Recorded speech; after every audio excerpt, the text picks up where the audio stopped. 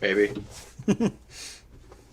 All right, we are officially live with a drink to the past, except for I forgot to do the sound check. So now I'm going to do the sound check real quick, which will be one of our free extra add-ons for the YouTube version, which always has a few seconds or minutes worth of extra content because I do something silly at the start. Because I forget to do the sound check or something. Chris, will you say something? Something. Usually I say Chris say stuff, so I changed it up this time.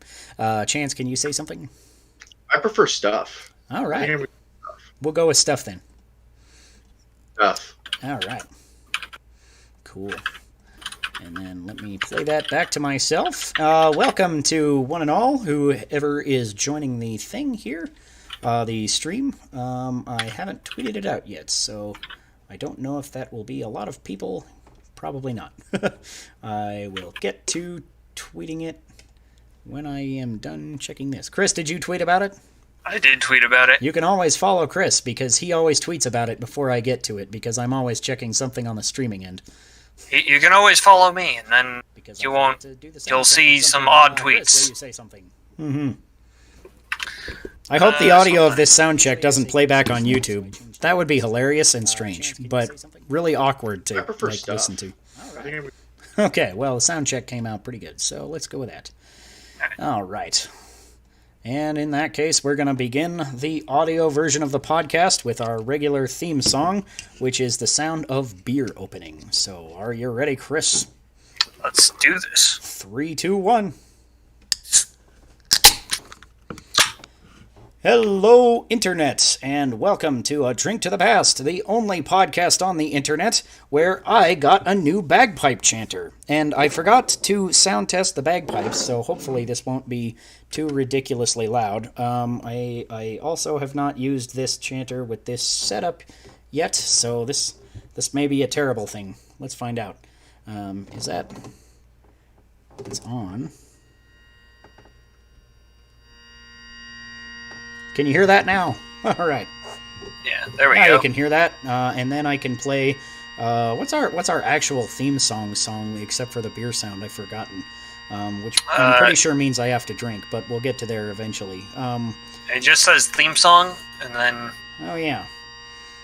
Sean drinks something stupid with a theme song. I should have put a theme song for Sean drinks something stupid. But okay. Well, anyways, we'll go into the news and booze, and then. I will, is the bagpipe too loud or not loud enough? I can just kind of hear it. It sounds like it's just being played continuously over your microphone there. It is, because this one doesn't have an off button, so I actually have to turn off the amp in order to shut it up. So it's a little weird getting used to a new electronic bagpipe, which is totally a strange problem to have, because the average person that I know of does not own an electronic bagpipe, and now I own two. This is not a problem I expected to come up with, but anyways, let's get into the News and Booz's theme song here.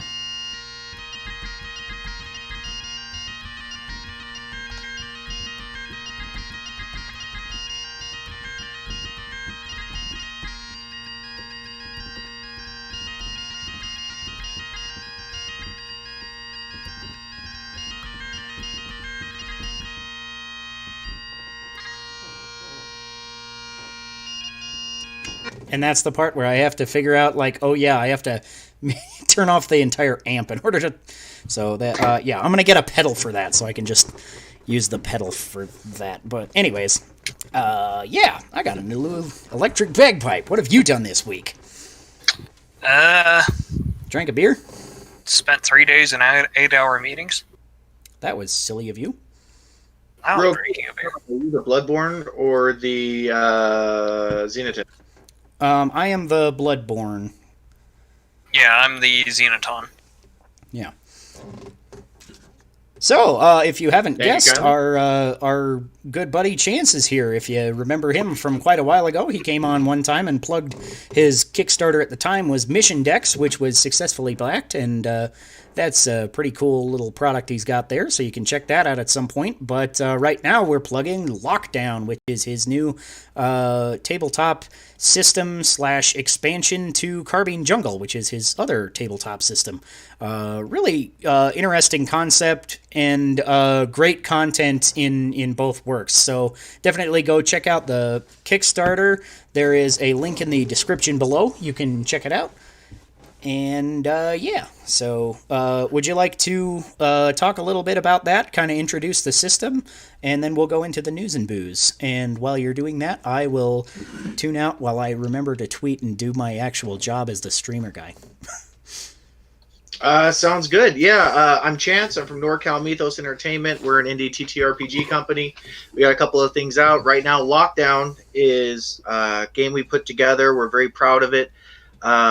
It's on Kickstarter. The Kickstarter just started yesterday, and we're off to a pretty good start. And Lockdown is basically an action-packed sci-fantasy tabletop role-playing game. We named it before the pandemic. Our apologies. It actually has nothing to do with a lockdown, but yeah, I thought that was an interesting thing. So I named our episode 100. This is also our episode 100 specials, which I thought would be kind of fun to do some actual play. So I named it "Playing Lockdown in Lockdown" because we're almost out, but there's still a ways to go. So it's so close. Yeah. It feels close, but doesn't it?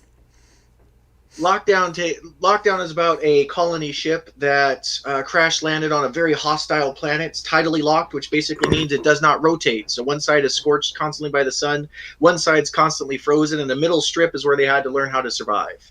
And through different adaptations, they found ways to live on this world, and that's basically the story of Lockdown.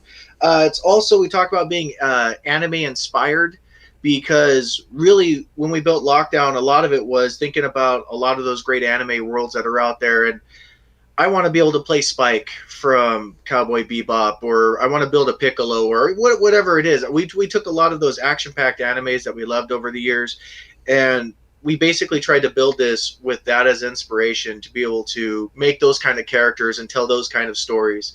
So we have archetypes like we have sorcerers and healers, but we also have gunslingers and Budo warriors, which are very much like Z fighters. For those of you who like Dragon Ball Z, I mean, we really try to. We have shapeshifters, we have mechs, we have mech armor, we have samurais, we have shinobis. We really try to build something that you could go through and tell those kind of stories, have those kinds of adventures, and have that kind of fun. And we really think we built a fun system. I think you're going to enjoy it. And yeah, that's Lockdown. Yeah. And we're going to be playing that right after we go through the news and booze. So, Chance, if I remember right, you don't drink much. I do not drink at all. I'm boring. I know. Yeah. My apologies. Well, that's fine, because that just means that we get to drink extra, right? So we'll take a drink for you. We never mind helping out in that way. I will drink to that. I appreciate it. Yeah. Chris, what beer are you drinking? It's a kind of it's another left hand. It's another milk stout. But this one is raspberry, and it's kind of interesting because it's not really a sour. Huh. Or at least it doesn't taste terribly sour to me. Yeah. I'm not sure how I feel about it. Yeah, raspberry milk stouts are not a common thing. I've had a raspberry sour stout from Grand Lake Brewery, which is no longer a place because they are now a hard seltzer place in the same unit, which is not as cool. I went in there and Not even remotely. yeah, they make like okay hard seltzers. So if you're into that kind of thing, then I forget what even the thing is called, but maybe check them out if you're interested. But I'm not. I went there once, and I can say I did. So yeah, my beers this week is I actually picked 3 from Breckenridge Brewery. So I've got a kind of a little choice here because I've been buying Breckenridge Brewery lately because it's been on sale really cheap. But now I'm like the last week I've had a few beers that I haven't actually had in a while, and I'm just like, Oh man, this is so much better than the Breckenridge one, so I'm just a little bit trying to get these out of my fridge because I feel like Breckenridge has kind of declined from their former glory. If you don't know, Breckenridge Brewery was bought out by Anheuser-Busch, so they started as a good little craft beer company here in Colorado. They got really big in the Colorado scene, and so big that it caught the attention of Anheuser-Busch, and now they are a subsidiary under them, and I think the beer has suffered for it. Like, none of them are, like, awful, but I feel like they just taste like cheaper versions of what they used to be. So my first one here I cracked is a vanilla porter, which is, it's not a awful vanilla porter, but it's not as good as most other vanilla porters. It just, like, everything they have tastes a little more watered down than different things. And now Chris's character sheet is being shared with me on the... That's okay. It says Chris. It does. Bio and info. Yeah, I'm going to close that up. So here on the stream today, I've actually got the Roll20 open, so we can get into that when we get to it. For now, let's go into the news and booze. So here's a interesting starter. There's not a ton of news and booze this week, but interesting starter is there was a new trailer for Hot Wheels Unleashed, which is kind of a ridiculous looking racing game where you're literally playing like Hot Wheels on like Hot Wheels style tracks, and it looks like surprisingly like a fun arcadey racer thing with lots of flames and stuff. But it's also got like the ridiculous shit that they always put in Hot Wheels tracks, like sharks trying to eat you and bullshit like that. So I'm just like, this actually looks kind of neat. So it's got a release date of September 30th. It is coming to Xbox Series, PS4 and 5, and Steam and Switch. So it's basically coming everywhere. Sorry, Stadia fans, you don't get this one. So I thought this looked interesting. I don't suppose either of you have any interest in a Hot Wheels racing game, do you? It kind of fills me with nostalgia for the old Hot Wheels kind of like stunt course games and racers. Mm-hmm. I'm just a Mario Kart guy. To be honest, the last time I played Mario Kart was probably 2 or 3 iterations ago. I love the racing game. Mm-hmm. Yeah, I love Mario Kart as well. This looks like it might scratch a similar itch with just, a bit over the top, not a racer to be taken seriously is what it looks like to me. So I might check it out.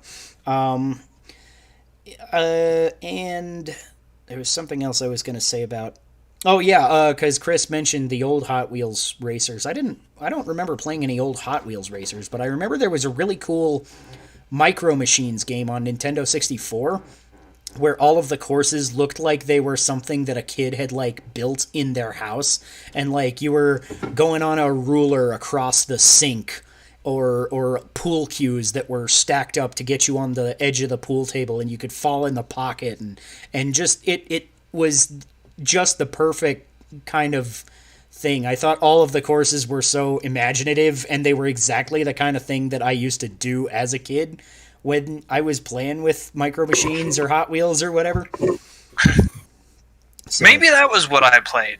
I do remember it had the Hot Wheels racing track, but it was definitely like something a kid would have set up.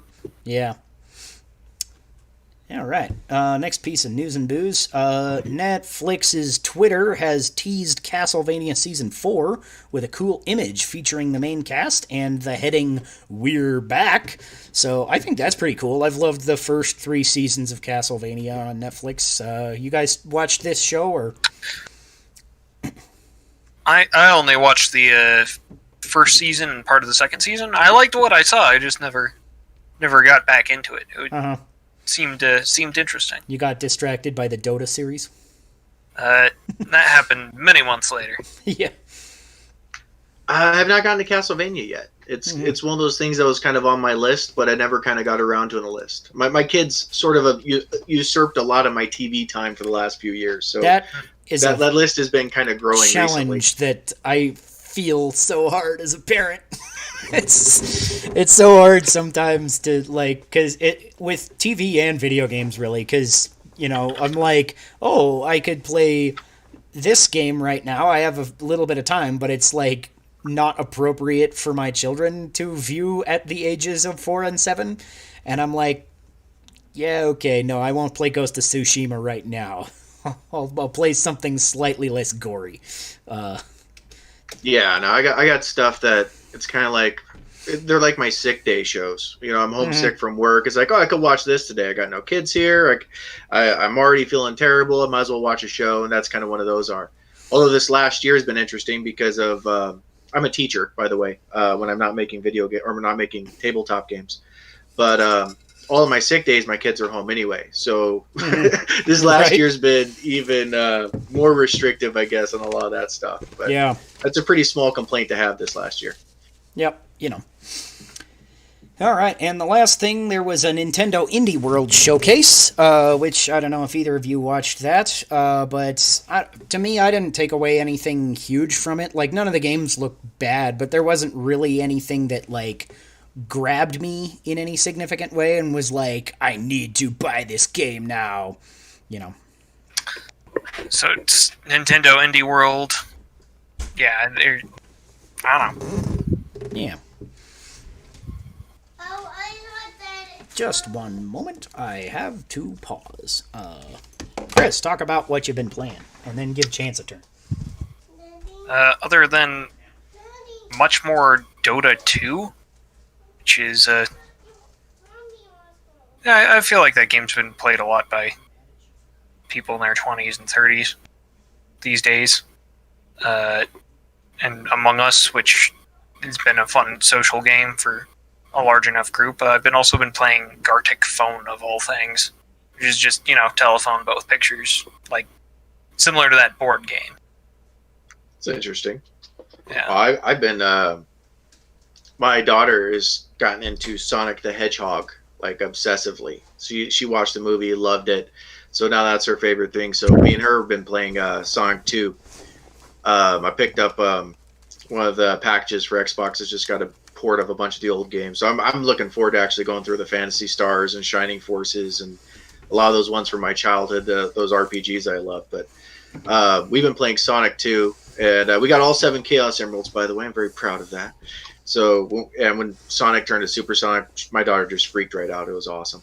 So, but yeah, she's running around as Tails, so she's indestructible, and she loves that so much. And we've been having a ball. I mean, we've been going through and playing Sonic, and it's kind of cool to go back and have a game that I played as a kid and be able to have my daughter go through and enjoy it. So I remember the Sonic the Hedgehog 2.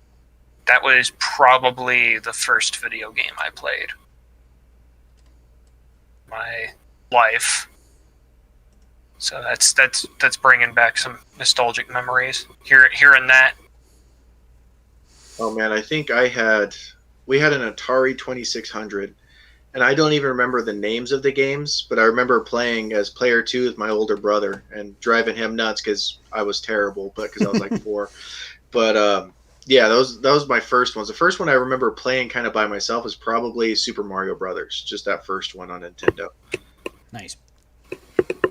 Yeah, my memories of my first couple of games are kind of like that, where I had an NES as a kid, so I'm not really sure exactly what the first game was.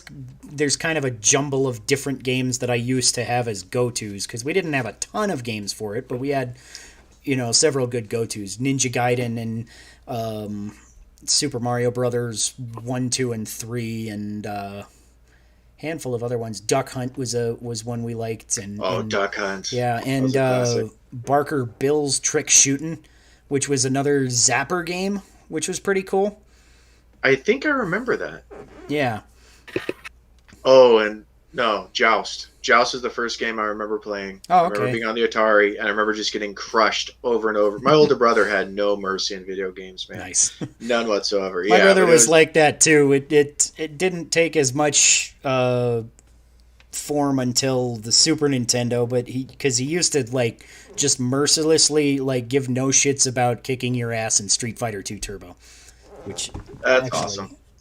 Oddly enough, for some reason, the copy ended up at my house. So this is the exact copy of Street Fighter 2 Turbo. It's still got its Game Force price tag. Game Force doesn't even exist anymore. Remember Game Force, Chris? That magazine? No, Game Force, the video game store. It was like a used game shop from forever ago here locally. There's been so many. I remember buyback games. Yeah, it wasn't. Yeah, it was kind of the same generation as them. I feel like that I used to go to buyback games regularly, but buyback games is closed now too. All these small business game shops getting eaten up by GameStop, and now GameStop's going out of business too. Maybe that's neither here nor there. Yeah. I mean, you'll piss off a bunch of Reddit people by saying that. Yeah, right. But this week I've been playing a samurai game that is not Ghost of Tsushima, because I got my physical samurai jack finally.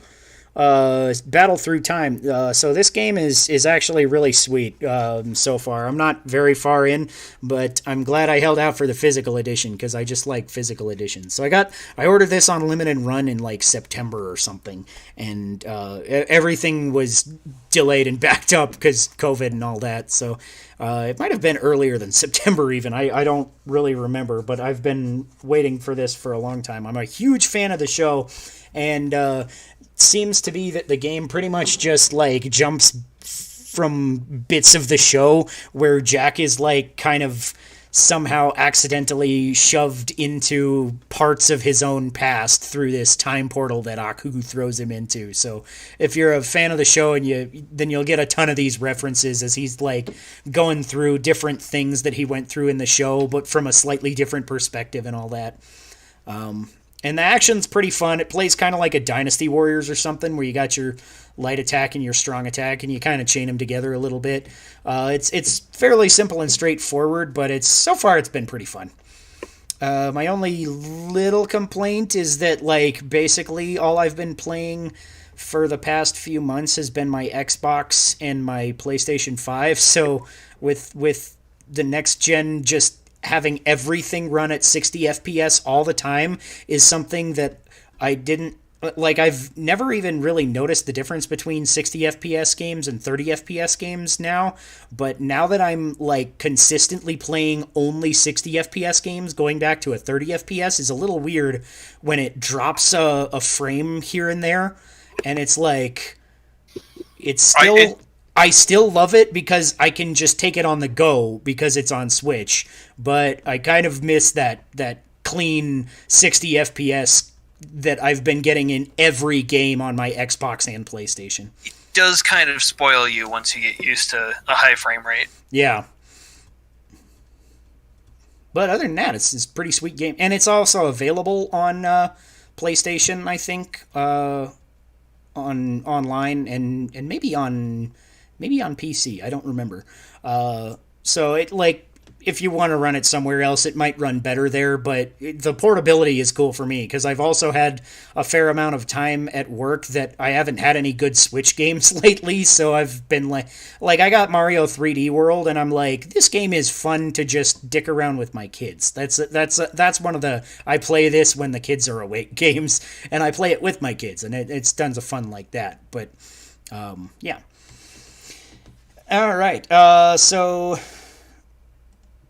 The last piece of news and booze was about the Nintendo Indie World, and I didn't think there was any huge announcements in there. The biggest takeaways I took were there's one called Skull the Hero Slayer, which just looked kind of neat. You're this like skeleton dude, and you just go like killing tons of humans. It's kind of like just the opposite perspective of the average fantasy game. It looked kind of neat. There was a new trailer for Teenage Mutant Ninja Turtles Shredder's Revenge, so that's a known thing. We knew it was coming. The new trailer still looks cool.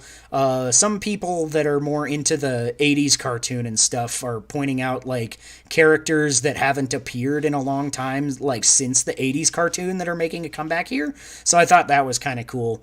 And they closed off the presentation with Oxenfree 2, which I thought was an interesting choice because I've heard of Oxenfree, but I don't think I've heard of anybody talking about it.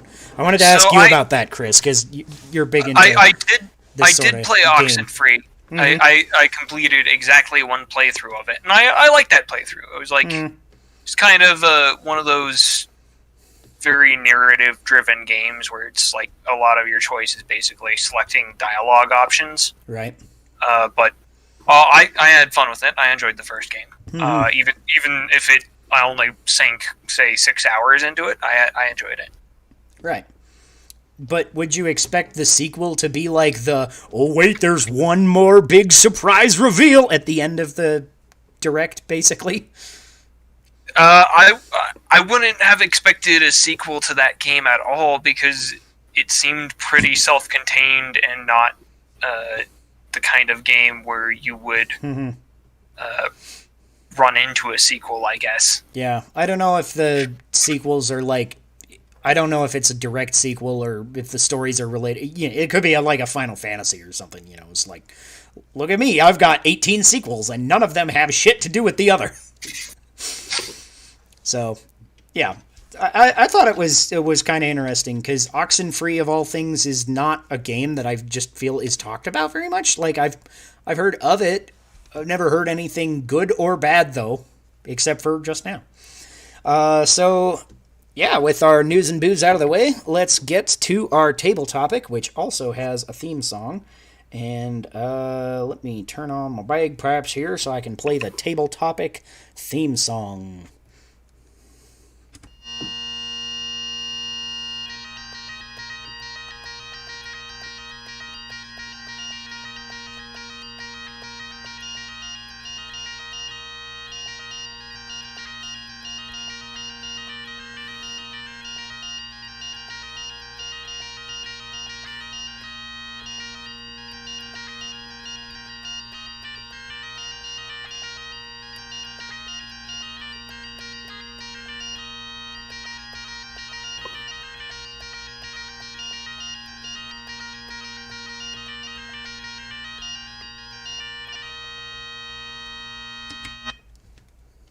All right.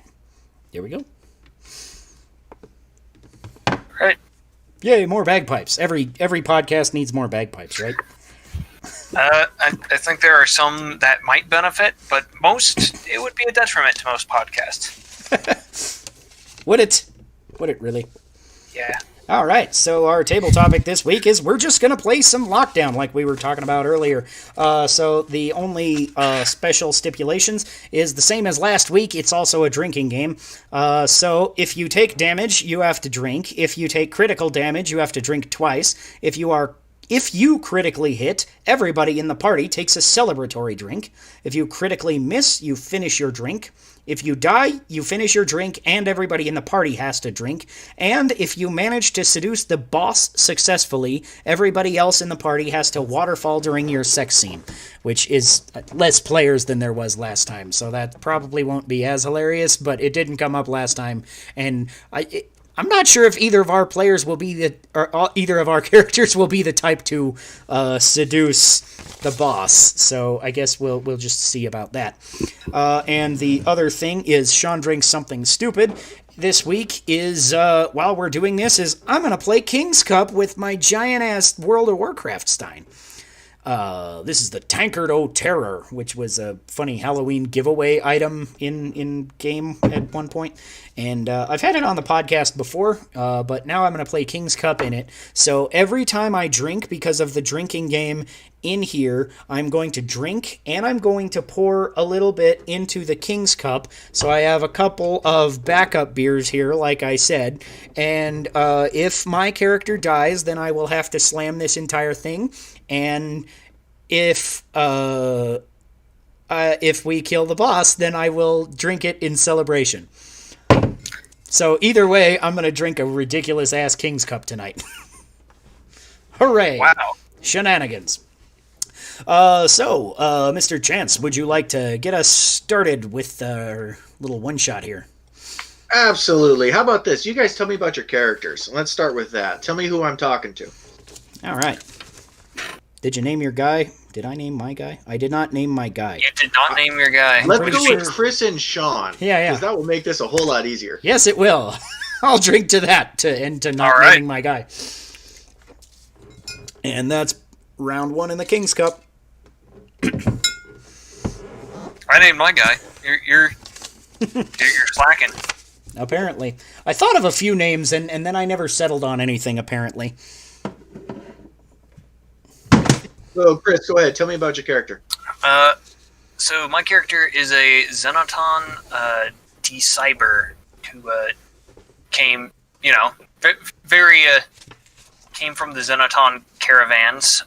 Trent has a little bit of a problem transforming into essentially a Terminator at times. Is currently a way to get resources, and also because the other Xenotons were trying to... The other people in the caravan were telling him, alright, you basically need to get out of here and make yourself useful. There we go. Xenotons, by the way, are some people that are simple version cyborgs. They're people that have a lot of mechanical aspects. There are two different types. One's a skinless, which pretty much has from head to toe, all you see is mechanical parts. And then you have the Decibers, which have a bit more variety, where they have different amounts of flesh that you can still make out and still see. So we have and you are a shapeshifter, is what you were telling me, I believe, yes? Yes, that's correct. He turns into a Terminator, which is awesome. All right, and Chris, go ahead. Or, I'm sorry, wait, that was Chris. Sean. I'll go again. I'll go again. Yes, tell us about that same character. Chris's character's name is Trent. Sean is telling us about Sean. So yes, Sean, yes. tell us about Sean. Yes, Sean is a... my character is an Oni Bloodborne, or a Bloodborne Oni. Which order does it go in? Does it matter? Probably a Bloodborne Oni. Bloodborne is the more general term. Oni is more specific.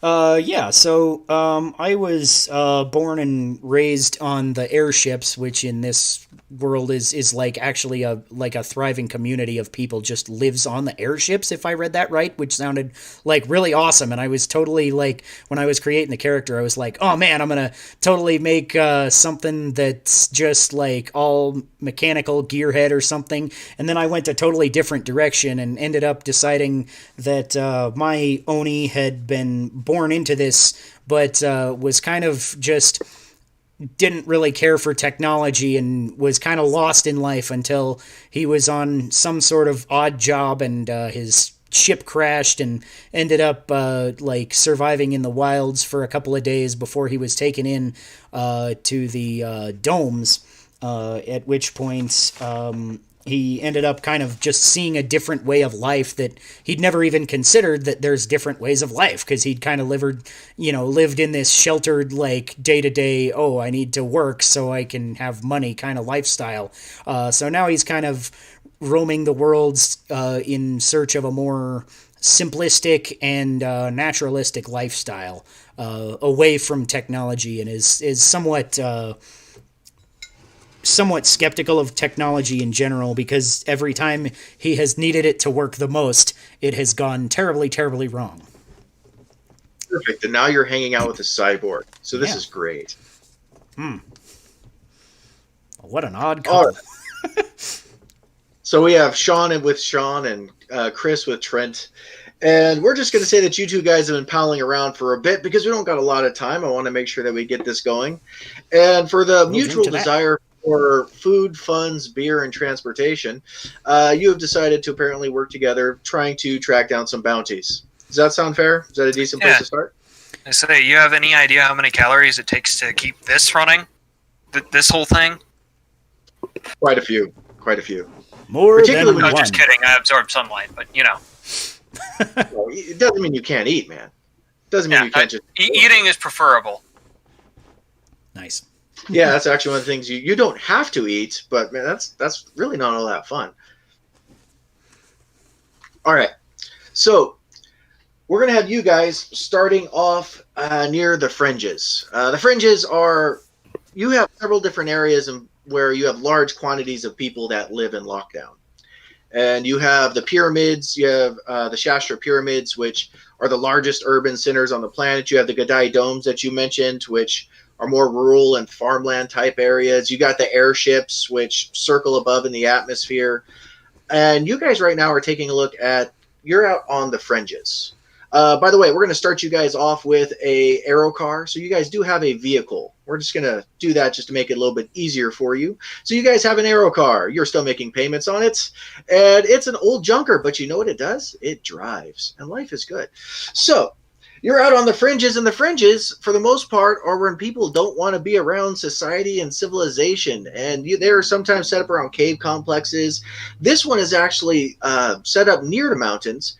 And what you have is a whole bunch of demon steel plates that are just welded together into a whole bunch of ramshackle buildings.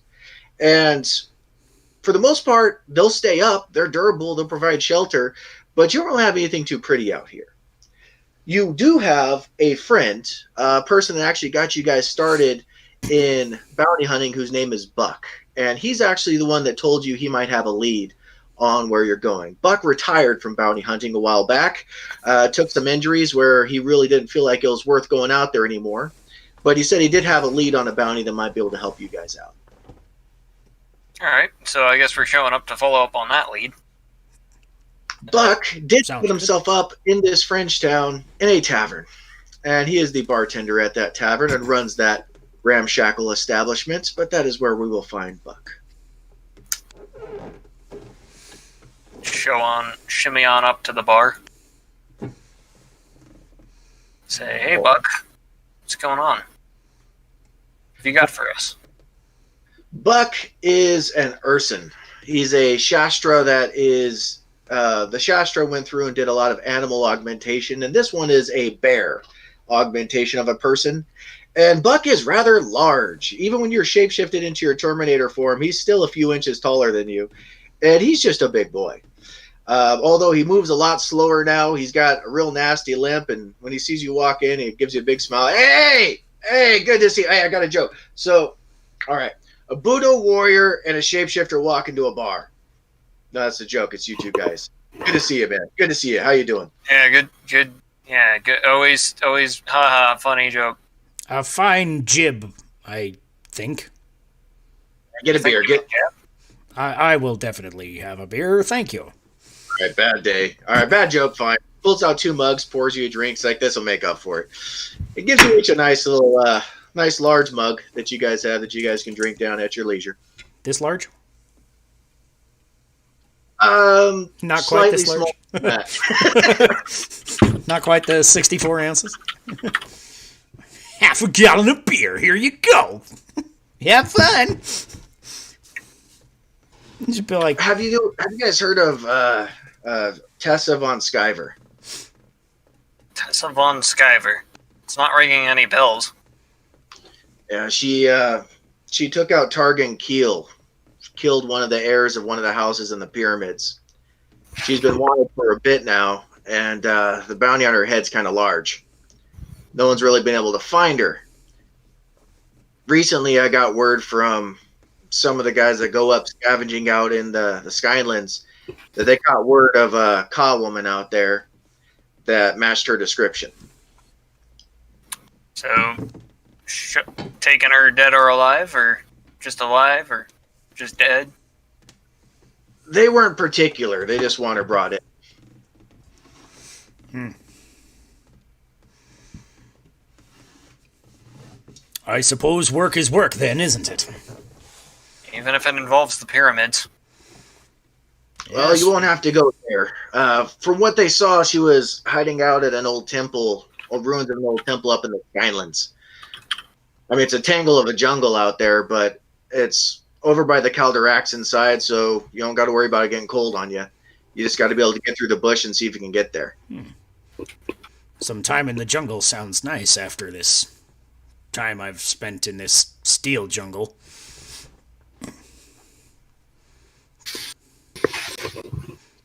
All right.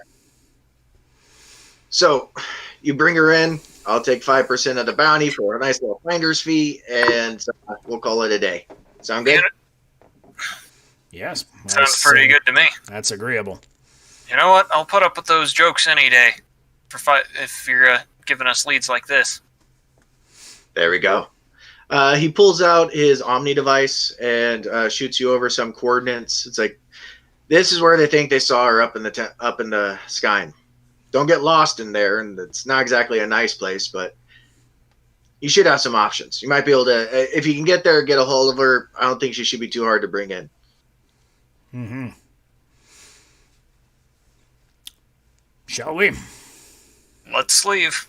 All right. You still have to drive. Last time I drove one of these, lots of things happened. Actually, a part literally fell out of the bottom of it, and it was very awkward. That's because you were slamming your fist. Well, when the other guy had a gun, what did you want me to do? That get into situations where we're not threatening our only mode of transportation. We have insurance. I think. I actually have no idea. You're driving anyway. I'm driving anyway. Let's go.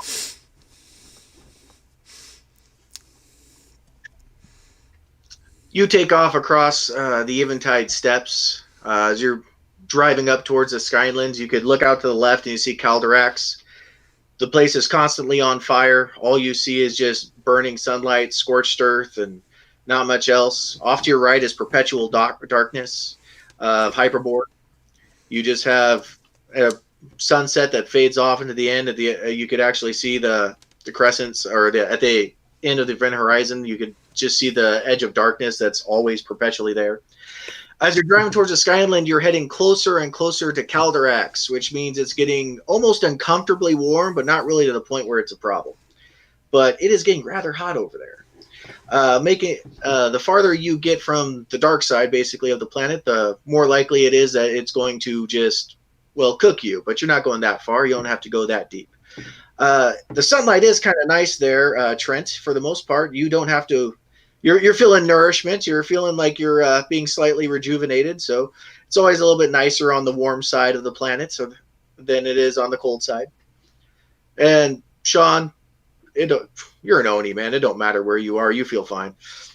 You're big. You're tough. You're strong. You're durable. Wherever you go, you're going to be okay. It's not as hot as the engines, and it isn't as cold as it was on the top of the in the wind and all that. It's the airships are actually up basically in lower or mid atmosphere, so it wouldn't be wind; it'd be borderline vacuum. Yeah. It's very cold. But all right, so you guys are heading out towards the Skyland. It's a rather quick journey as you're going through. It takes you a couple of hours to get there because you weren't really too far. And the Skyland is a major jungle. I mean, when we're talking about something that stretches for at least 1,000 miles across. And for the most part, I mean, it's not something that most people want to go in. There's a lot of things that you find in the Skyland that are absolutely terrifying. But if you were desperate to hide out because you had a rather large bounty on your head, it might not be a bad place to go. And you guys managed to get inside of this jungle. And when you do,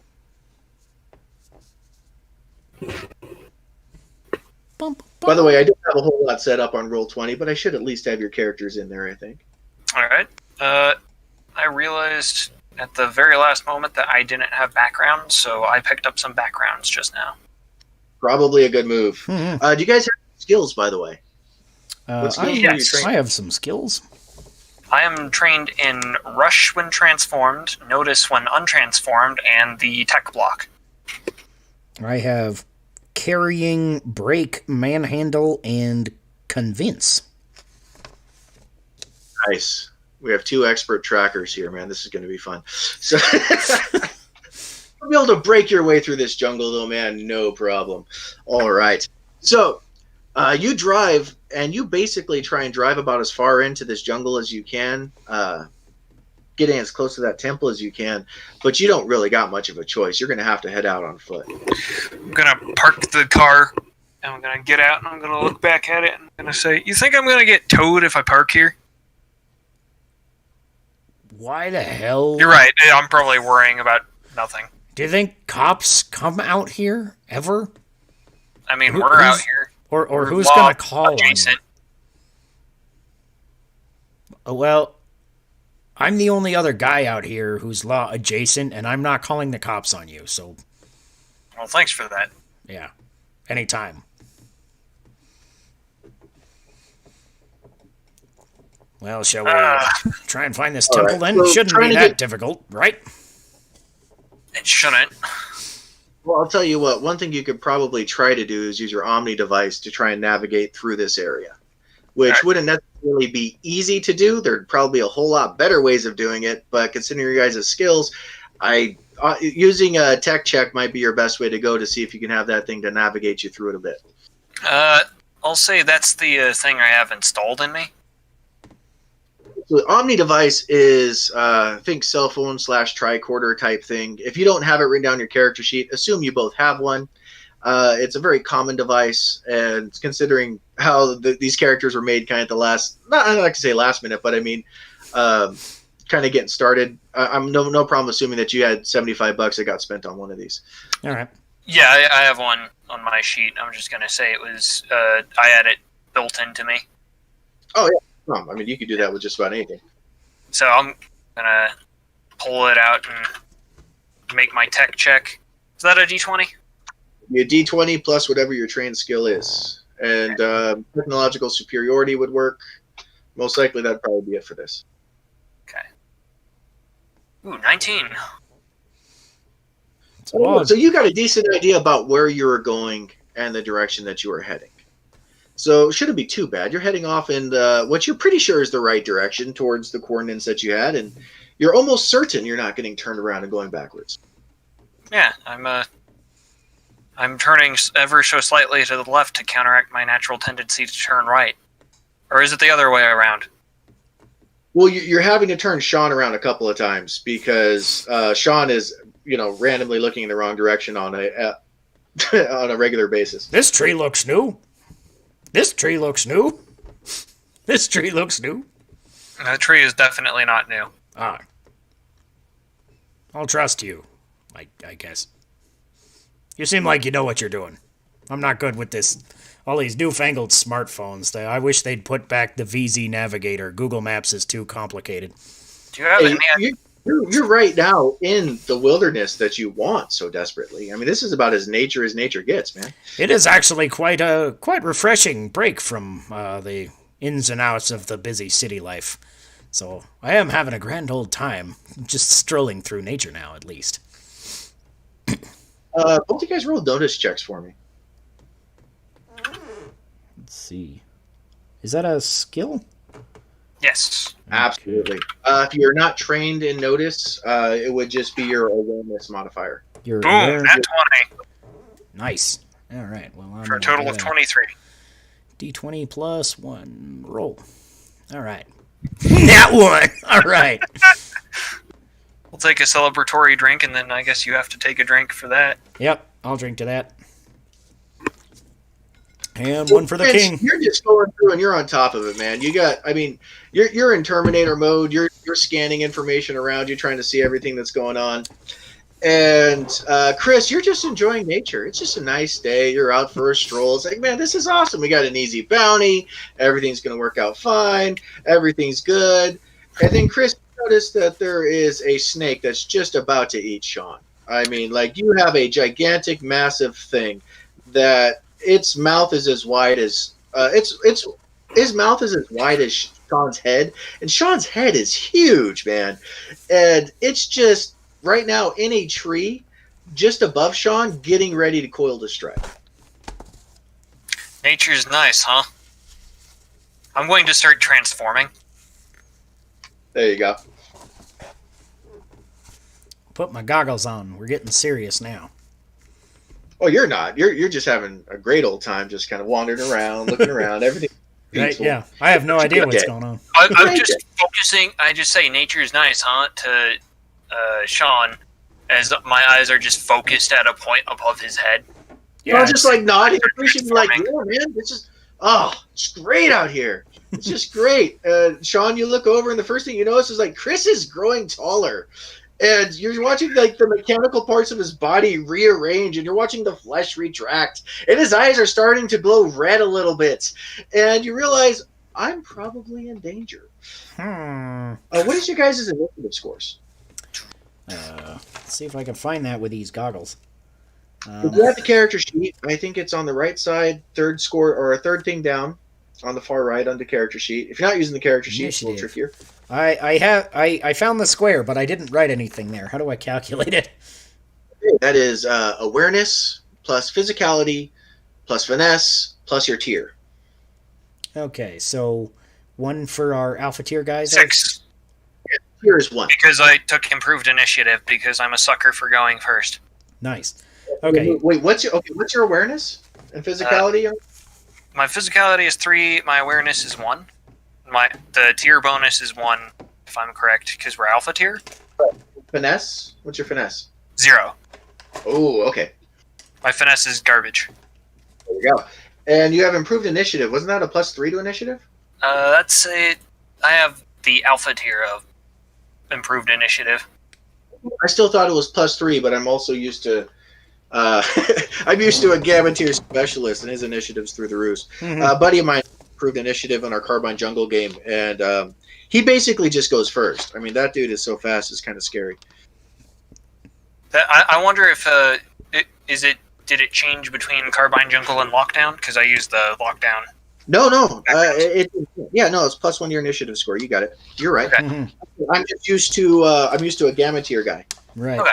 So that should be physicality, finesse, awareness, and +1 for the tier.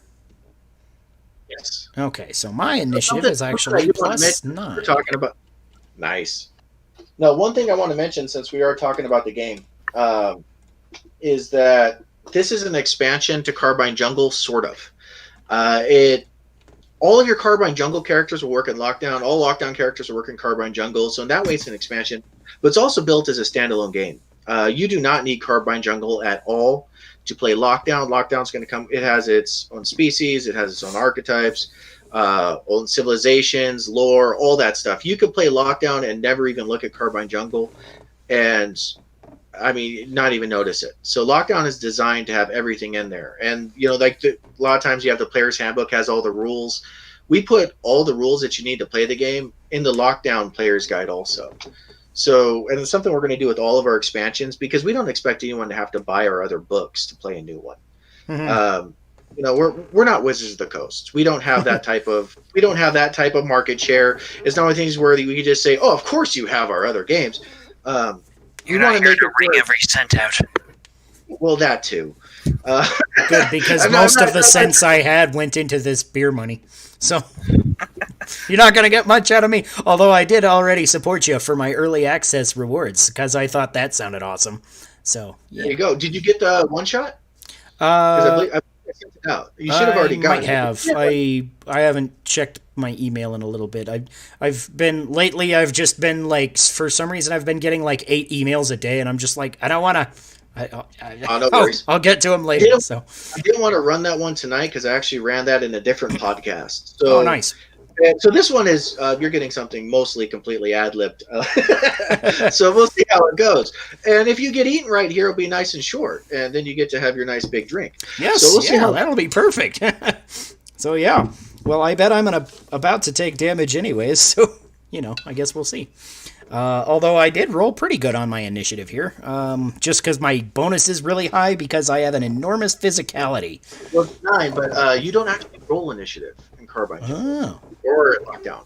Although, to be honest, okay, one thing we do in all of our games is you play however the heck you want. So we actually have an optional rule where you could roll for initiative if you want to. In general, we just usually use the score, and it gets us straight to the game a little bit quicker and gets things going. So that's fair. As long as you don't get ambushed or you don't ambush them, then you get a good. Then basically we just go by the score and start going, and it works out well. It's fun. Although at the same time, if you like rolling for initiative, do so. All of our games are built where you play how you want. All the rules we put in there are just to get you started, and we actually put multiple options for every style of play that you kind of want there. So that's one of the things that we're taking a look at. One of the things that I want you guys to know about. Right now, though, we'll just do it the standard way, so people could see that. But yeah, so we're just going straight with your initiative scores, which is 9 and 6. And we do have the 9, which was Sean, I believe.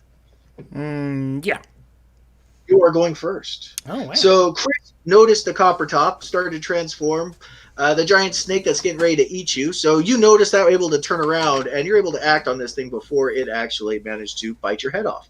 Yeah. Good for you, man. Yeah, Good that for sounds you. like a much better idea. Yeah, sort of.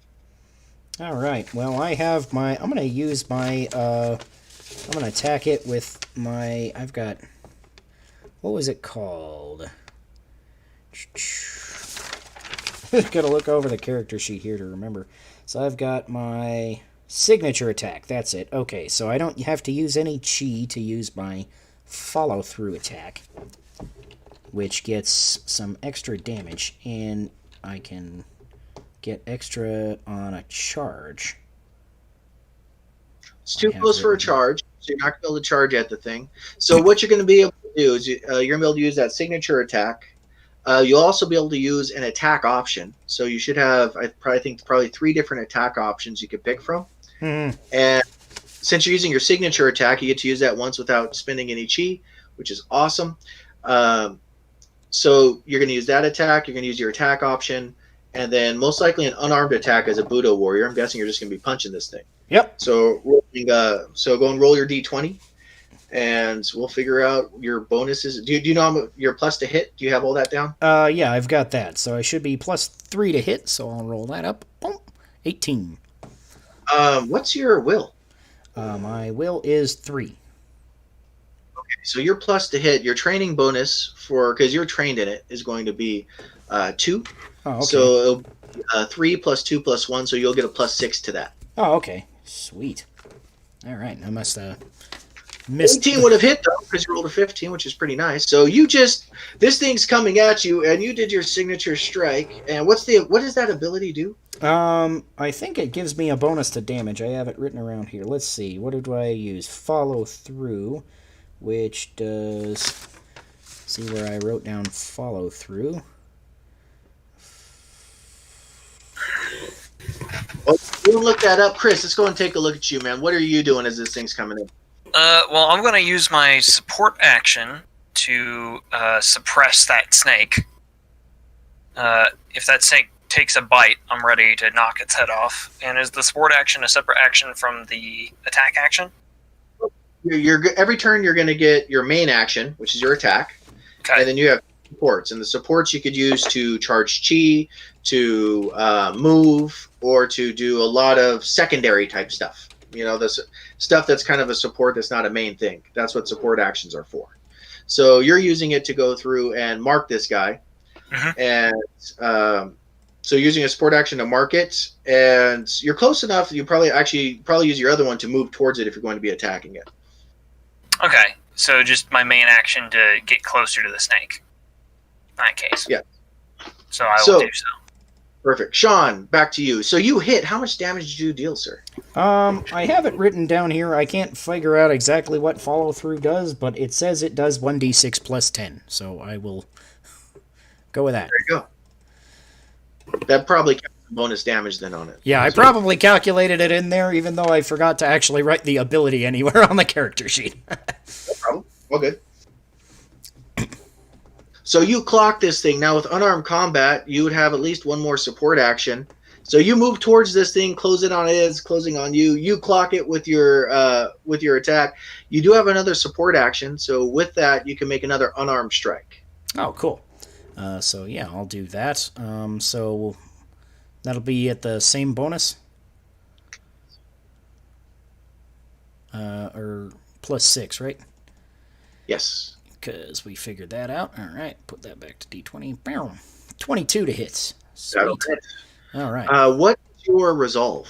My resolve is 3. Well, yeah, your damage should be 1d6 plus 3 for this one. All right, there we go. And 4 more damage. All right. Now, Chris, we kind of talked about you first, but the snake's actually going to hit Sean before you get your turn off. Or it's at least attempt it. And it does. Oh, that makes me so happy. All right. So the snake lunges on you. You punch it. It recoils back, and it comes back for another strike. And it just bit you for 12 damage. Ooh. That is quite a bit of damage. Right. Let me see. Health. When it does, it spews out some noxious, horrific gas that just kind of peppers the entire area. Although, when it does, it's like you managed to either get out of the way or resist it because it doesn't seem to have too much of an effect on you. All right. Trent, it is now your turn, sir. All right. I move up there and mark the snake. I don't actually have the ability to move the token, but yeah. No, you should. I thought I set up for you to control it. Yeah, I can't control the token either. I thought you were just moving them around for us. Yeah. That's terrible. I thought it. So I'm up there, that snake is marked, and I am preparing to punish it for any attack on Sean here. Sounds good. Okay, I have Chris. It says can be edited and controlled by Chris. Which Chris? Is that on the token or the character sheet? Is the token bound to the character sheet? I thought it was. So if you double click the token, it should come up with a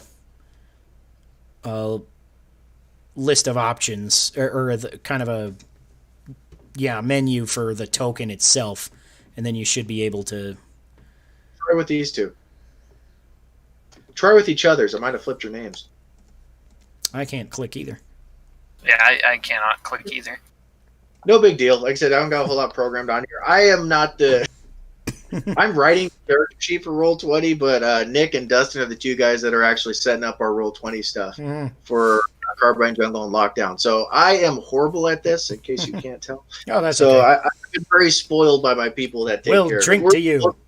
We're doing mostly theater of the mind as it is, so it'll work out. Yeah. All right. I do apologize, though. I thought I had it set up where you could at least grab your guy and move him. My bad. That's all right. That's right.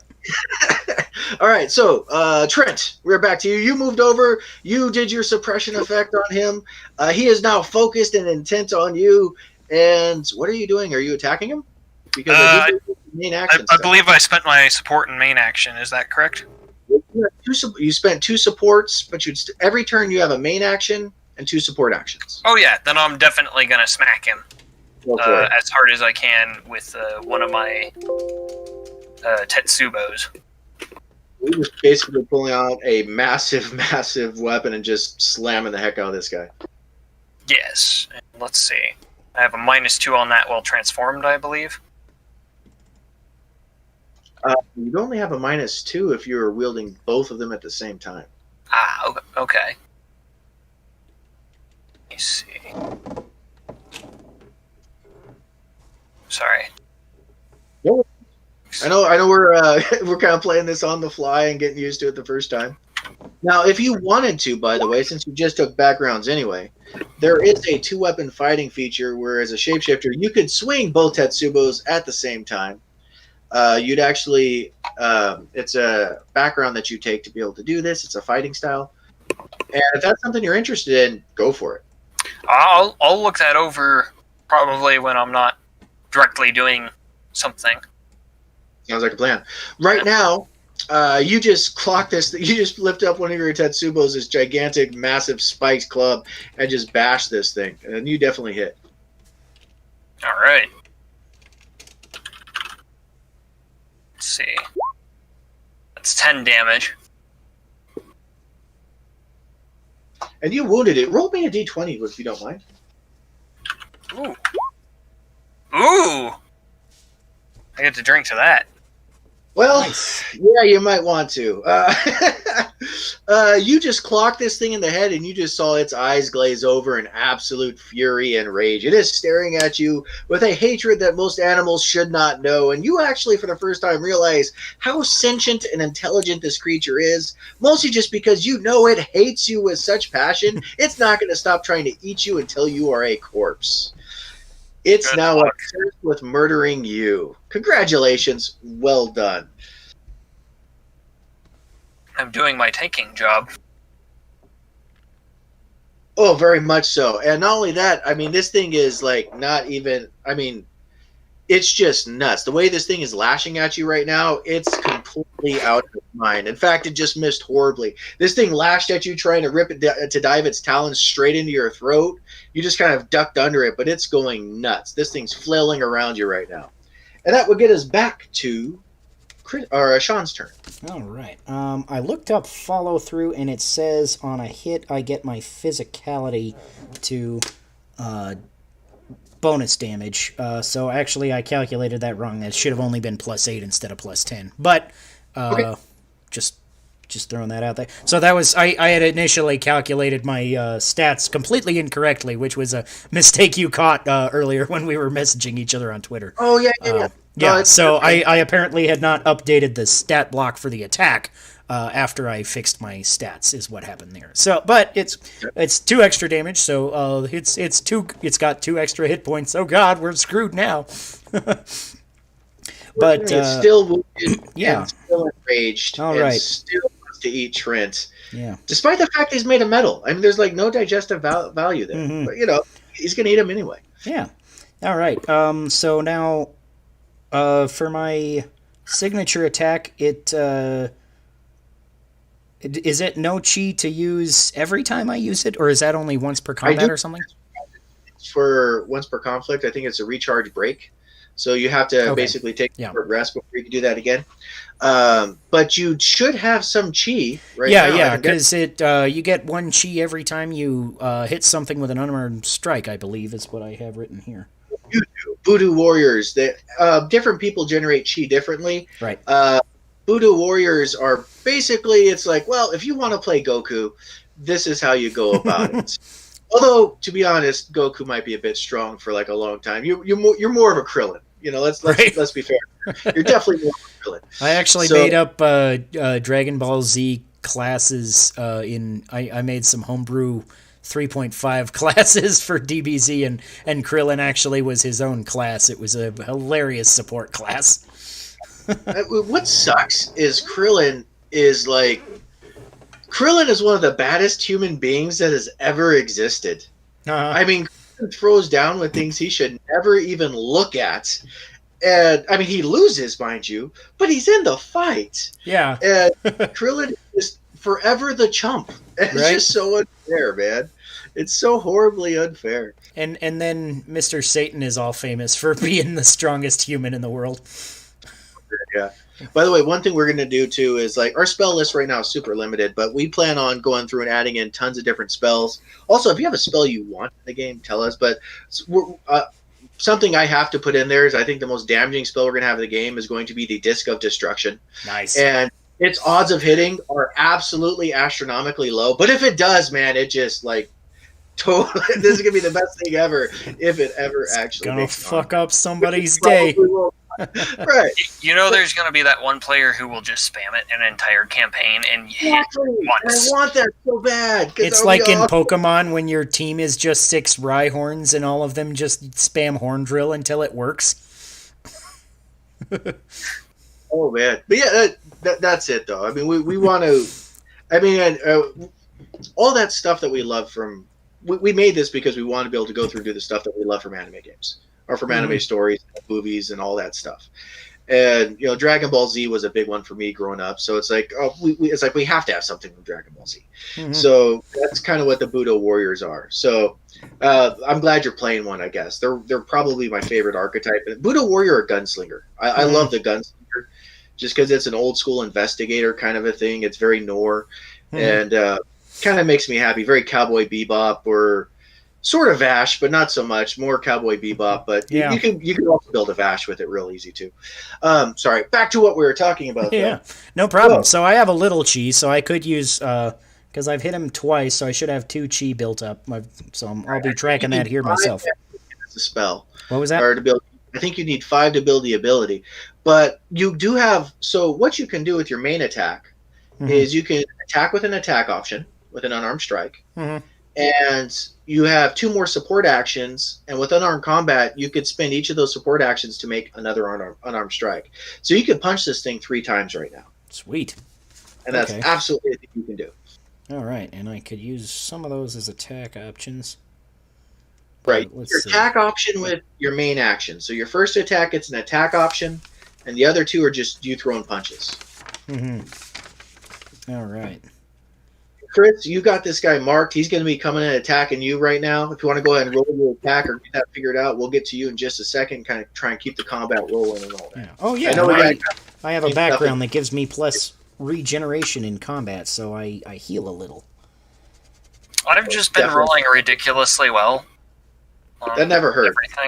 Yeah. That's really the best way to handle it. It's like, how should we handle this complex situation? It's like, don't roll below 15. Just don't roll below 15. That's what you do. You'll be fine. I'll just use my one-shot luck. Just carry us through the session this way.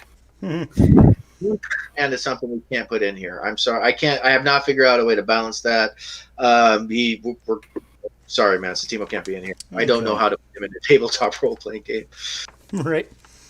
So I have an ability called Focused Combat. I'm trying to figure out if that's an attack option or if that's one of my just passive abilities. It says I do not know. I don't have all the abilities memorized. Yeah, so no problem. I can't tell you off the top of my head. Okay, yeah. We'll go to Chris, and then we'll come back to you because both of you guys get your turn. Awesome. Chris, go ahead, man. What are you doing? Well, I'm taking yet another swing at this snake because I feel like clobbering it is really working. And if it isn't, I don't have the ability to tell otherwise. I'm not really familiar with snakes, particularly big ones. Fair enough. But I believe a 25 probably hits it. By a lot. By a whole lot. Yeah, man. You're good. So dealing at 7 damage, continuing to keep that spiritual bond. Just to make sure it doesn't think about eating something that would actually take damage from its bites. Well, you'll take damage from the bite if it hits, but yeah. Definitely, you definitely want them on you, though. Right now, you're a whole lot better off at taking damage than your buddy. All right. Let's see. And Sean, did you get that figured out? Yeah, so that's a one of my milestone abilities. Because I hit him, I ignore his infantry plating for the rest of combat.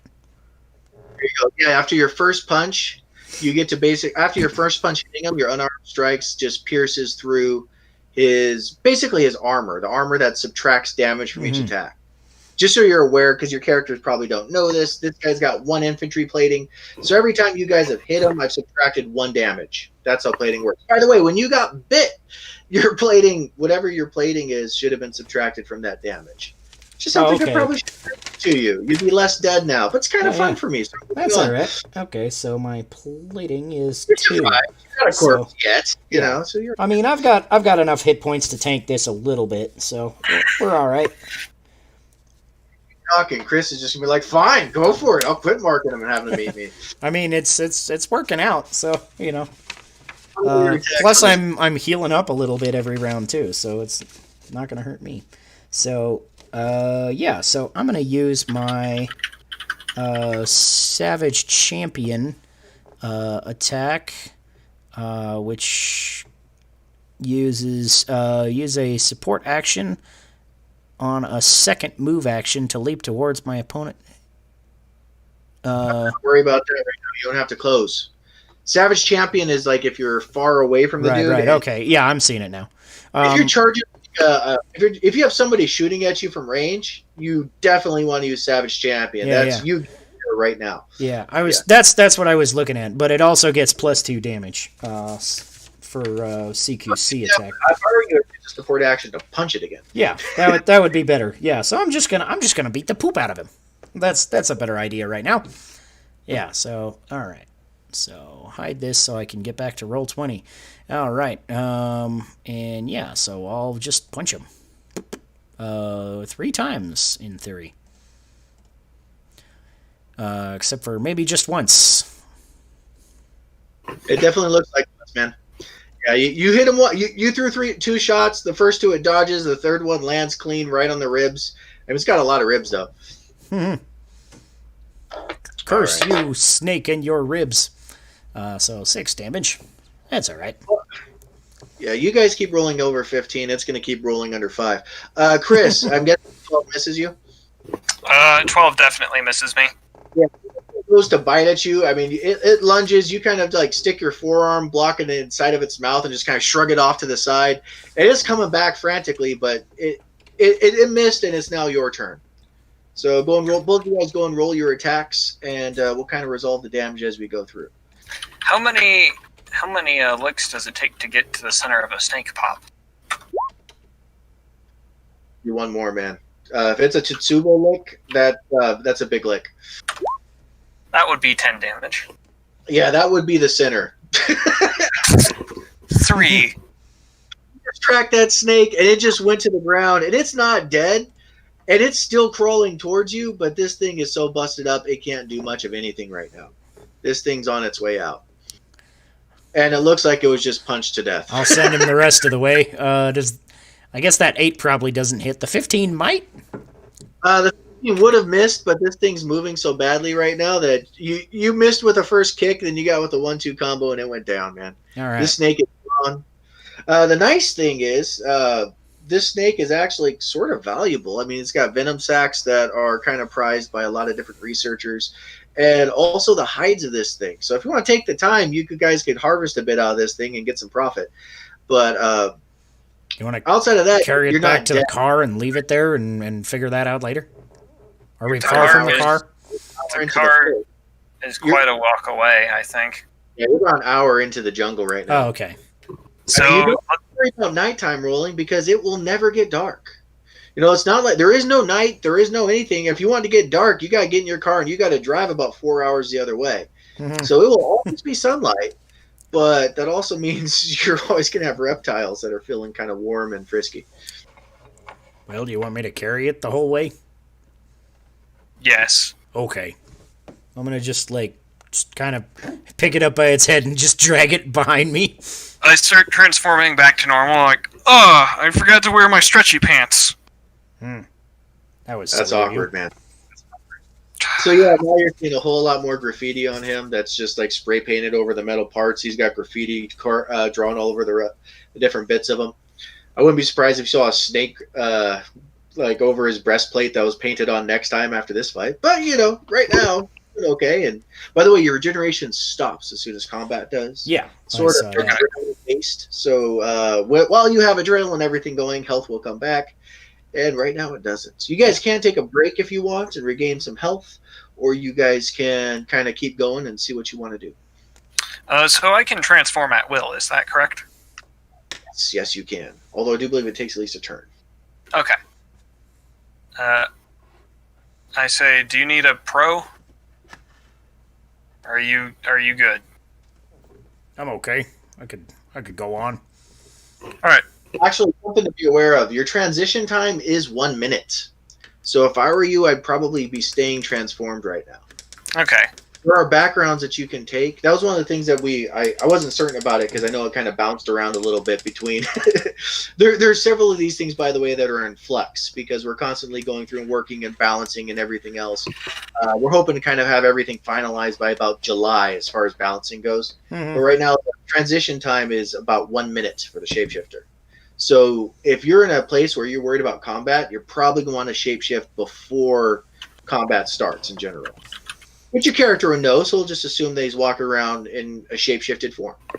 You're walking around in Terminator form? I mean, that's not really polite to do in the shantytown or in a pyramid, but in the middle of the jungle, yeah, man, I'd totally be walking around full Terminator. Never know what might come out of the trees.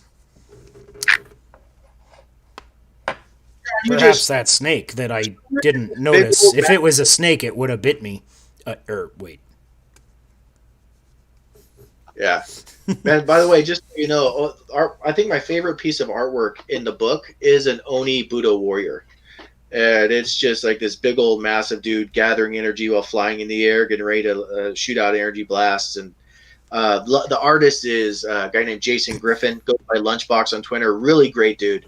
But he's done a ton of art in this piece. He's actually working on the cover for the Player's Guide right now. Awesome. So we're pretty stoked about that. But yeah, my favorite piece of art in this whole thing so far is an Oni Budo warrior. So yeah, you see, and if I was thinking right, I would have went ahead and got a token made just of that dude, so I could have you around as him. Now, see, wasted opportunity on my part. That's all right. I'll forgive you this time. Everybody gets one. You got them draped over your shoulders, and you just basically got a nice little, they call it a feather boa normally. You just got an actual boa kind of draped over your shoulders, and you're just walking through this jungle. Well done, man. Well, we'll find this bounty soon enough. How much longer do you guys have trying to figure out for pacing? Usually our runtime is right about 2 hours, so we got about 45 minutes until our usual runtime, but we've run over in the past, especially with actual play events that tends to happen. So I'm good till whenever, but I don't know whenever is good for you guys. I'll just try and pace it for that and probably fail horribly and run over. But you know what? I can give it a shot. That's okay. We'll drink to that. So we're going to fast forward just a little bit. You guys traveling a couple of hours through the jungle, apparently having an apex-sized copper-top snake over your shoulders and having the scent of that dead thing drove off a fair amount of the wildlife. Who knew? But apparently not a lot of stuff wants to be around that smell. So you managed to repulse a lot of the things that you have. Something to think about, though. I mean, even larger creatures aren't going to want to deal with a large venomous snake. So that's kind of a benefit. Mm-hmm. So apparently that helped to make your traveling through the jungle a little bit easier. Until it didn't. And you guys are getting... we have a problem. Chris, actually, before I say you have a problem, let's be fair. Chris, go and roll another tech check for us. All right. This is the only skill I have that works for me in both forms. There you go. Nice.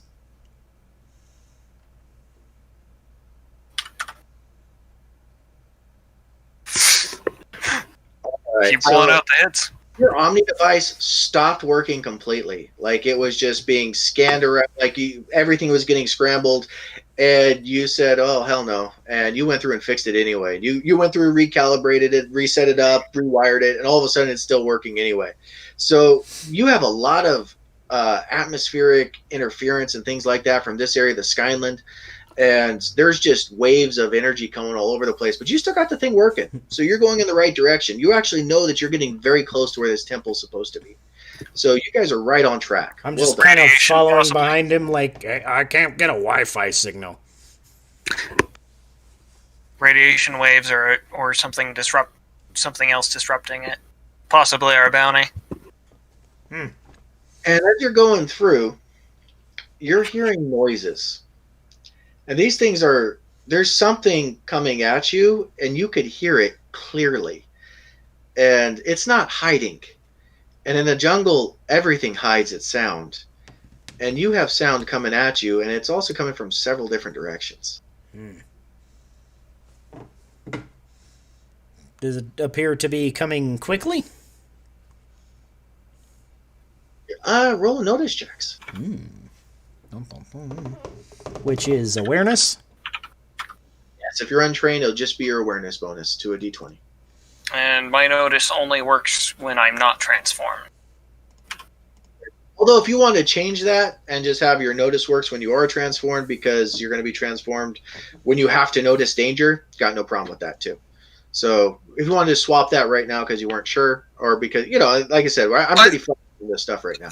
I figure this is the sort of guy who would walk around and notice things quietly in like a city setting where it's not acceptable to be transformed. So this is kind of out of his element. Okay. So I'm fine with not noticing things. Sure. No problem, man. As long as it's your character. I just want to make sure that your character I want to make sure you're not missing out on something because we just made a character kind of on the fly and it's your first time playing. So as long as it's how you want your character, life is good. All right. I like the zombie to sneak up on you and eat you. So,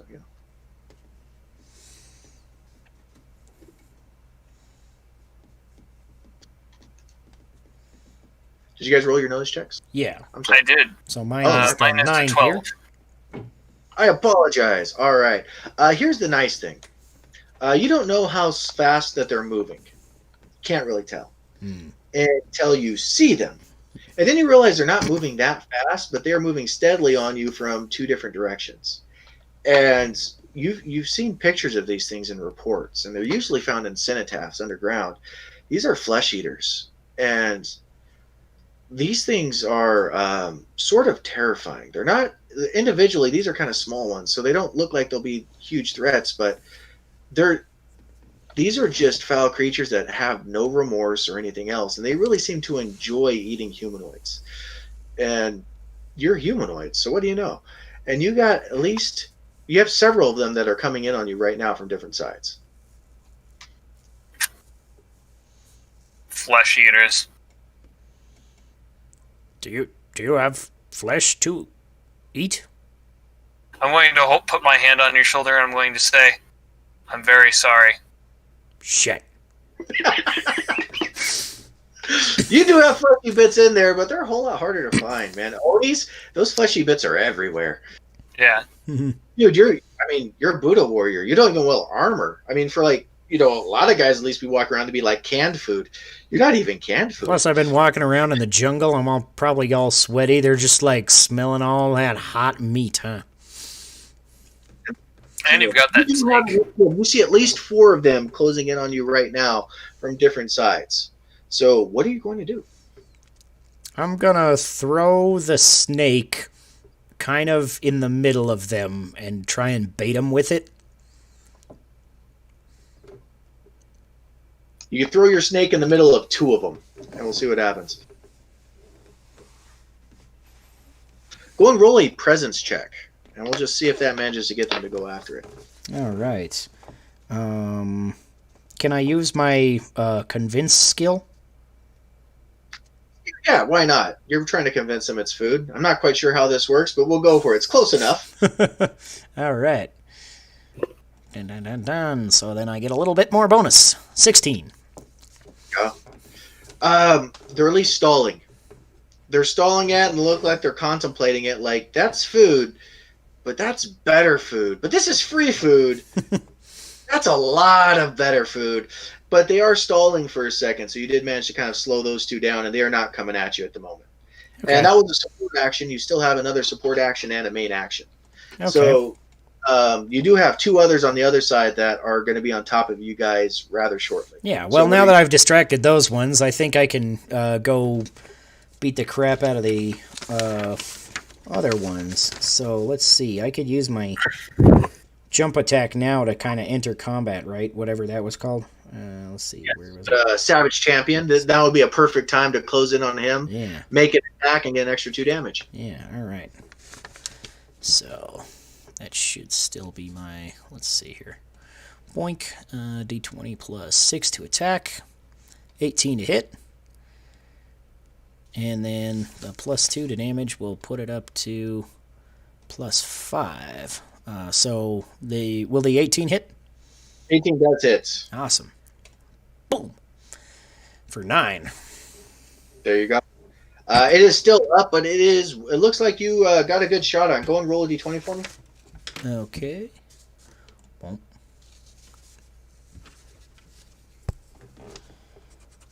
Is that?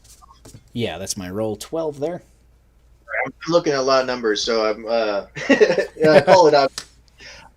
It looks like you just gave this thing some internal damage, so it's going to take 1 damage per hour until it actually gets healing from something medical, which it will probably never get, so this thing's going to die. But cheaters aren't known for their healthcare plans. But that's also going to be a rather slow thing. That's a really tough wound, by the way, to get for a player. For a flesh eater, it's not too big a deal. So you just punch this thing, and it looks crippled, and you gave it a good gut shot, and it is in bad shape, but it is still coming. Trent, what are you doing, sir? You have 2 flesh eaters, by the way, coming right now. One of them was just engaged by Sean. There's another one on this side. So I'm going to support action Spiritual Bond the flesh eater that's next to Sean. Okay. And then I'm going to take my other support action to move next to this flesh eater right here. And I'm going to try and drub its skull to crack it open. Go for it. And miss. Do I retain chi from the last fight, Or do I have to No. restart? The chi would start over whatever your starting chi is. Okay. I think I did not write down what my starting chi was, so I don't know. All right, Trent. This thing just it jumps up, lunges on you, and just bites into you for it looks like 10 damage, and you're also taking 2 necrotic damage that recurs. So the 10 damage you get damage reduction on, and then just your fleshy parts around where bits start rotting, and you take 2 damage from that every single turn until you roll above 10. So is that me who took that damage? Yes. Okay, so I take 1 damage and then 2 recurring necrotic every turn on my go. You have 9 plating? I have 9 plating. I have 5 plating and I have 4 shielding. So cool time to go over this because, first time playing all this stuff. So plating works against basically all attacks. Okay. Wielding works against range attacks. So if you have someone shooting at you or doing blasts or something like that, then okay. So you subtract 5 damage from the plating, and then the shielding's not going to help you in this case. Okay, I see. But if someone is shooting at you, you get 9 damage reduction against all of those attacks, which means you're a very terrifying force to go charging at. Like, you have a bunch of guys lining up for an artillery firing at you, and you could kind of wade through that a little bit. It did seem like 9 damage reduction was a little extreme, so that makes a lot more sense. Yeah, and that's the other thing too. Different classes are going to be good at different things.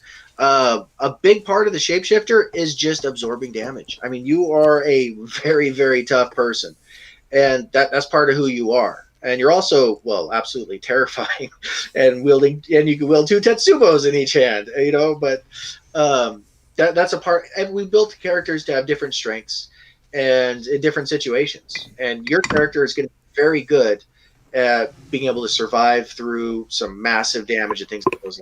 The Buddha warrior, they could take 3 shots with their 3 unarmed attacks and deal decent damage with all 3 of them. And they're a very great DPS class. So you guys work pretty well together. A healer would be awesome, but hey, what are you going to do? So, but yeah, you guys have a tank and a DPS. Going back to World of Warcraft terms, and it's not a bad sound. Yeah. All right, so you would have been hit for I think 5 damage and 2 recurring. So start of your turn, Chris, go and roll a d20 for me. All right. 15. And you rolled a 15, so that recurring damage stopped. You only took the 2, you didn't take any more. Okay, and then I have the 1 regeneration, so I should be at 19 health for the time being. Sounds like it could very well be true. Okay. I don't know your numbers. But yeah, so that's kind of where we're at right now. So you missed. It is now back to your turn. Sean, yours, by the way, tried to eat you and it missed, but those other 2 are closing in right now and are right on your back. And be right now, you guys are going to be flanked by 2 of these guys each for this combat. Booby. Sean, it is your turn first, sir. All right, I'm going to hit that first one that I hit already so that I ignore his infantry plating. So I can do a little extra damage to him, hopefully. So I'm going to use... Let's see. Some of my things don't recharge yet, so let's see. Swing, and you'll be able to use your attack option. Yeah. And you should have a couple. You should have a attack option for, I think, the airships. You should have an attack option for being an Oni.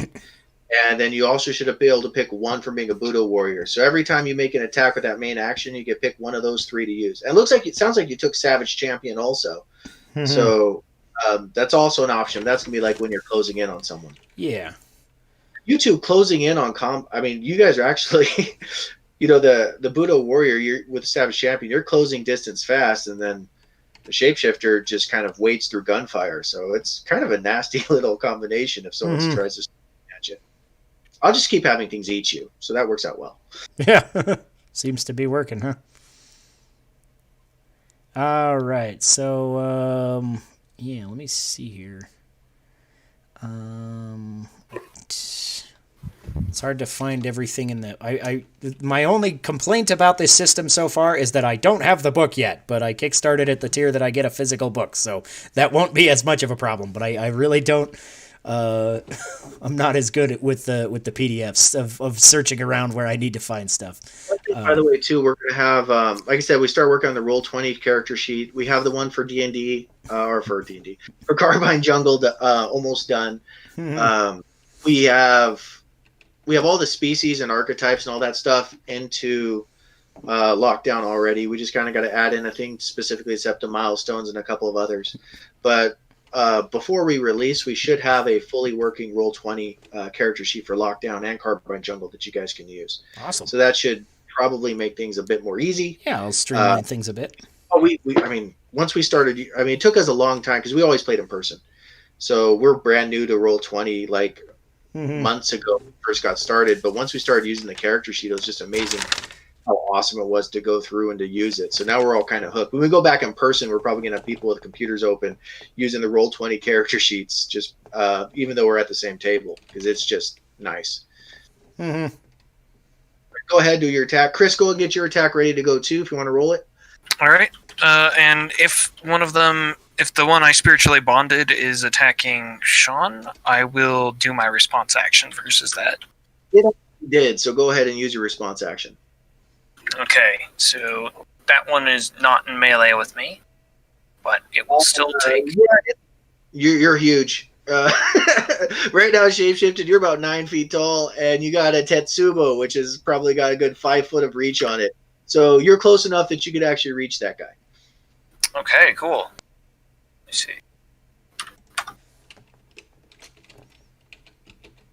Roll the dice. The dice rolling. I will use predictive algorithm to re-roll that. Really good move. Also take a drink. Yeah, natural 1 if you can't see it, everybody. But yeah, that was... Recalculating. Yeah, good time for that. Still a miss. So definitely not your best move. But even on that miss, I still deal 1d6 plus int damage. Go for it. In fact, actually, that knocks him down. He drops.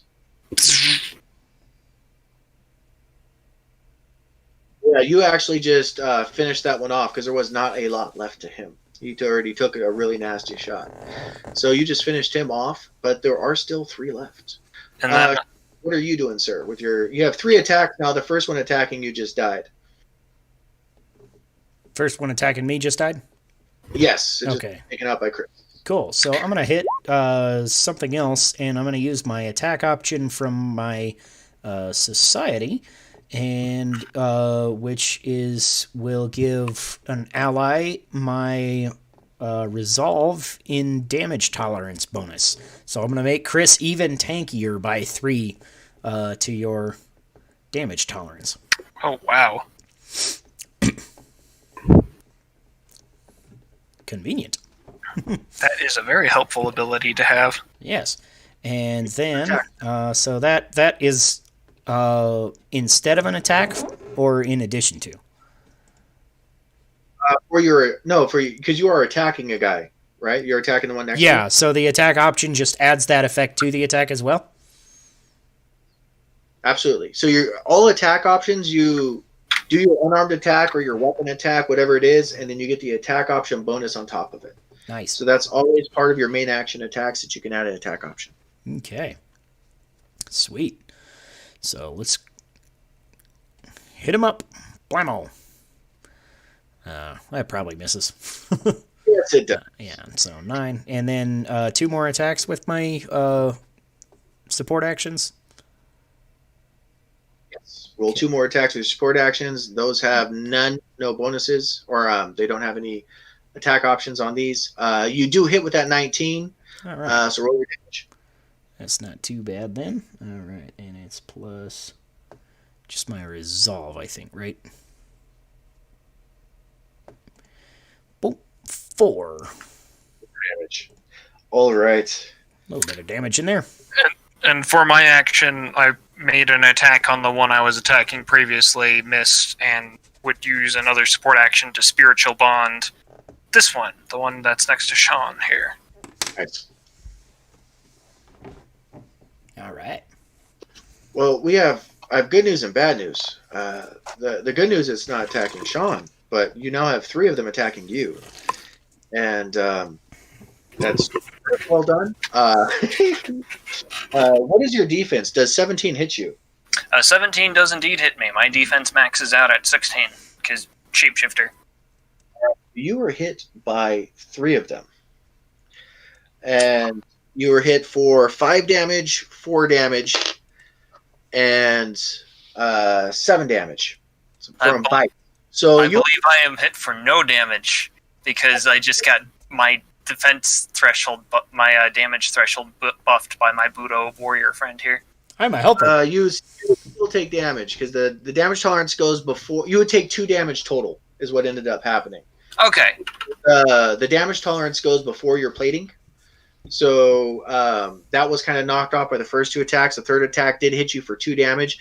The problem is you took 9 recurring damage of necrotic. Your body right now is rotting at 9 damage a turn, and there's no damage reduction against that. Mm-hmm. Well, that's bad. Are you majorly hurt, Chris? Or no, I'm good. Okay. Like, I'm not great, but I'm okay. Okay. Right. So start of your turns, go ahead and roll a d20 for me, Chris. All right. Ooh. So you take another 9 damage at the end of your turn from the recurring damage. So you are still rotting. Owie. Can I use a support action to drink a medium healing tonic? Absolutely, and I would probably recommend that. All right. Well, that will be one of my support actions. Your attack, so you do have 3 guys left. Sean, you got 1 directly in front of you that is slightly wounded. And Chris, I think the 2 on you are, one of them is wounded and the other one is doing okay, correct? I believe just the one is wounded because I've had trouble hitting all combat this combat. Yeah, I thought the other 2 hadn't been hit yet, but I could be wrong. Yeah, because Chris did hit, but he killed off one of the other ones that was hit. Mm-hmm. Yeah. All right, so you still have 3 on you. Go and roll your attacks. All right.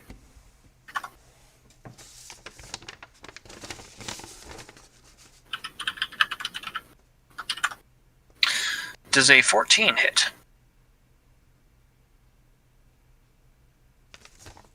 Yeah, just barely.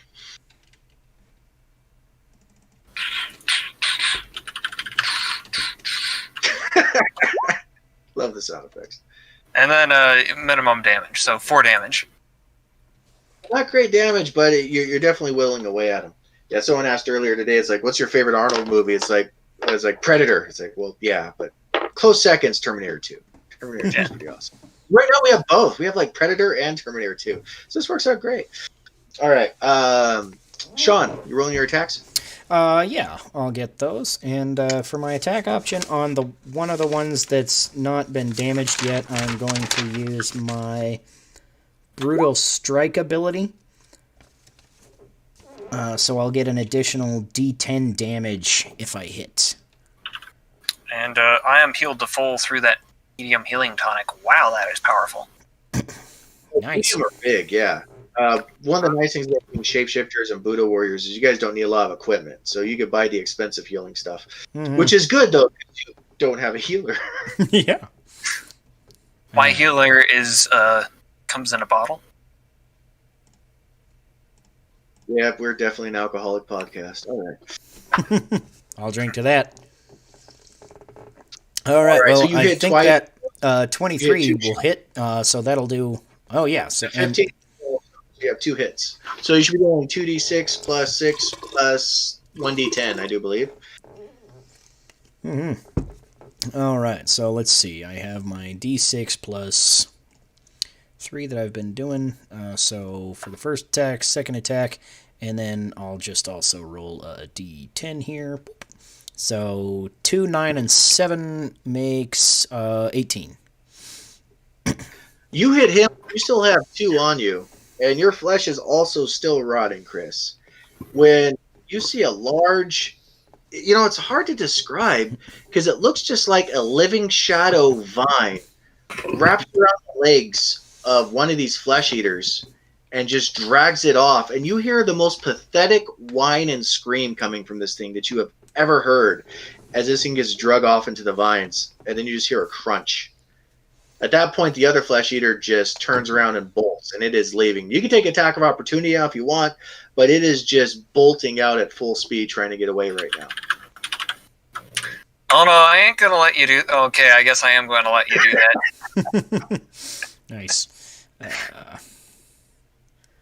I think I hit. Hit, Sean. You punched it, but you don't got enough damage in there to kill it. Yep. It runs away. I mean, that thing. So one of them got drugged off and died. The other one just ran off to the woods, and everything just goes completely silent for about 5 seconds. And then you just hear a voice saying, "Why are you in my home?" We're looking for a wanted criminal, and we're going to beat her up and take her to the police and get money for that because we do weird jobs. It's kind of our thing.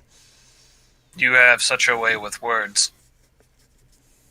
Criminal? Why are you after a criminal here? It was alleged that she had fled to this area, to the temple up ahead. That was what we were told. Oh, she. The one with fire in her veins. Fire in her veins. Do you know her? She was a Ka, and Ka are kind of fire elementals to a point. You look up in the trees, and you see their shadow that's moving from branch to branch up there, and you can't really make it out clearly, but there is something up there. And judging by the sound of the voice, it's speaking with a Daemon accent. And Daemons aren't necessarily known to be hostile, but occasionally you run to a few that can be quite brutal when they are.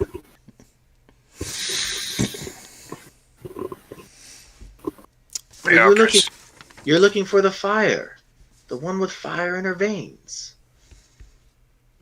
That's right. Have you seen her? I can show you the way. How will you pay? You want that snake? I will take blood or I will take a favor. I am not particular in either. But those are what I trade in. Oh, what was the first thing you said? Favor or what? Blood. You could pay in blood. Blood. There's a lot of blood in that snake. You just see a shadow vine lashes out, grabs a snake around the neck, and just launches it up into a tree. I have that. That's because I just gave it to you. Now it's time for you to return the favor, is it not? That didn't look like a gift. That looked like me taking what is mine in my own home. You owned the snake? You owned that dead snake? You are in my home. My home. I own everything. I look to my left. I look to my right. I say this place has a distinct lack of walls. Or floor. You would like to live...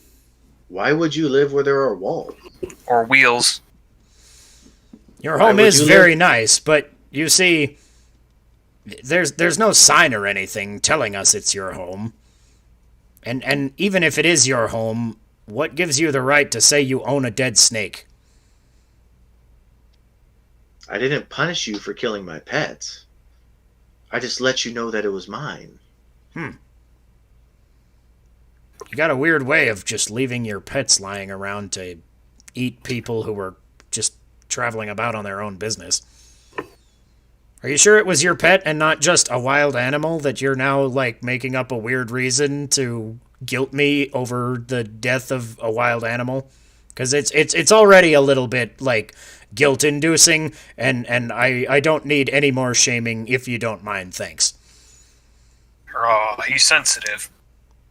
I am. I didn't necessarily want to kill that snake. He seemed like an okay snake. Just, I mean, he was trying to bite your head off. hungry. It's only natural that when something tries to bite your head off, it might get its head bitten off. So if you are the owner, you're a shitty pet owner because it was clearly hungry enough to eat whatever random guy just wandered through here. You should feed it more often. If my snake decides to eat something, then I will let my snake do what it wants. Right now, the creature just jumped down and standing on the ground in front of you. And it's crouched over, and it looks like if it was standing up, it might be a good 10 feet tall or so. And all you see swirling around it are shadows. You can't really make out too many of its features, but it's just basically perpetual shadow moving around. Anytime you look at it, all you see is shade.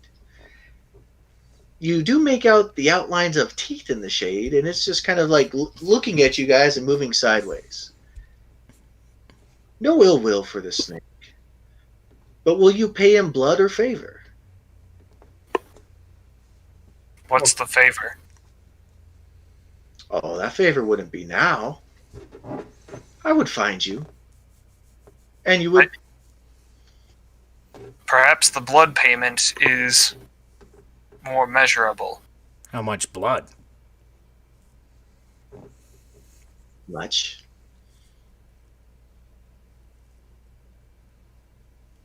How many liters you got?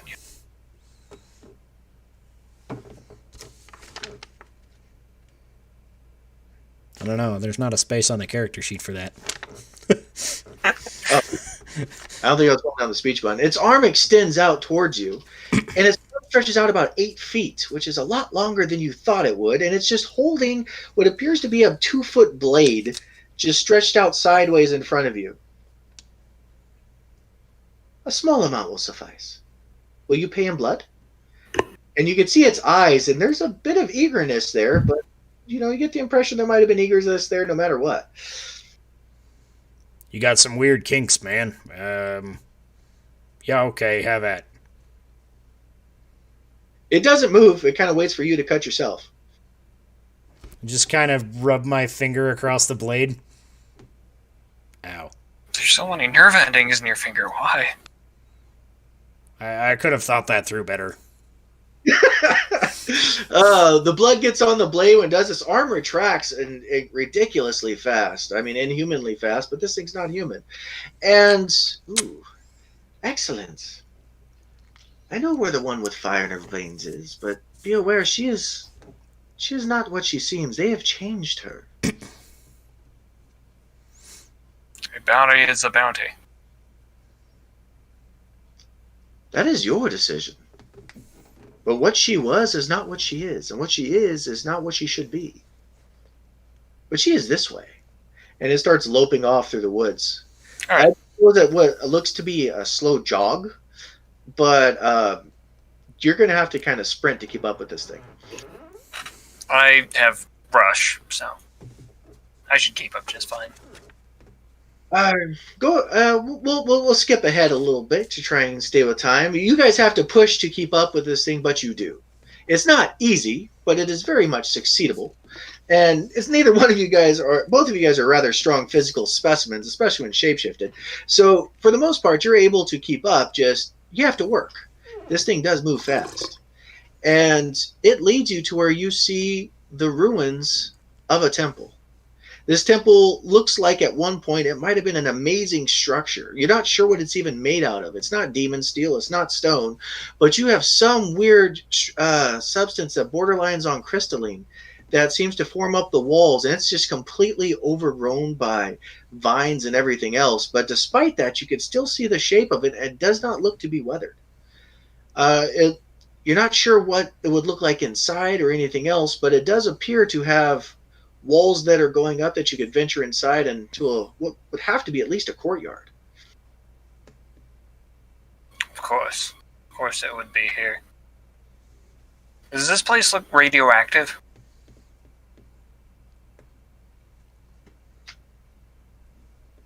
Whether possibly, there's a large amount of radiation on this planet anyway. which is part of the reason why you guys have a lot of your adaptations. They help to deal with the natural radiation of the world. Um, you can roll a tech check to see if there's more so here than most places. It's 21. Yeah. There's something here, although it doesn't seem to be as much radioactive style radiation, but there's definitely weird energy vibes coming from all around here. It's just kind of emanating and pulsing through it.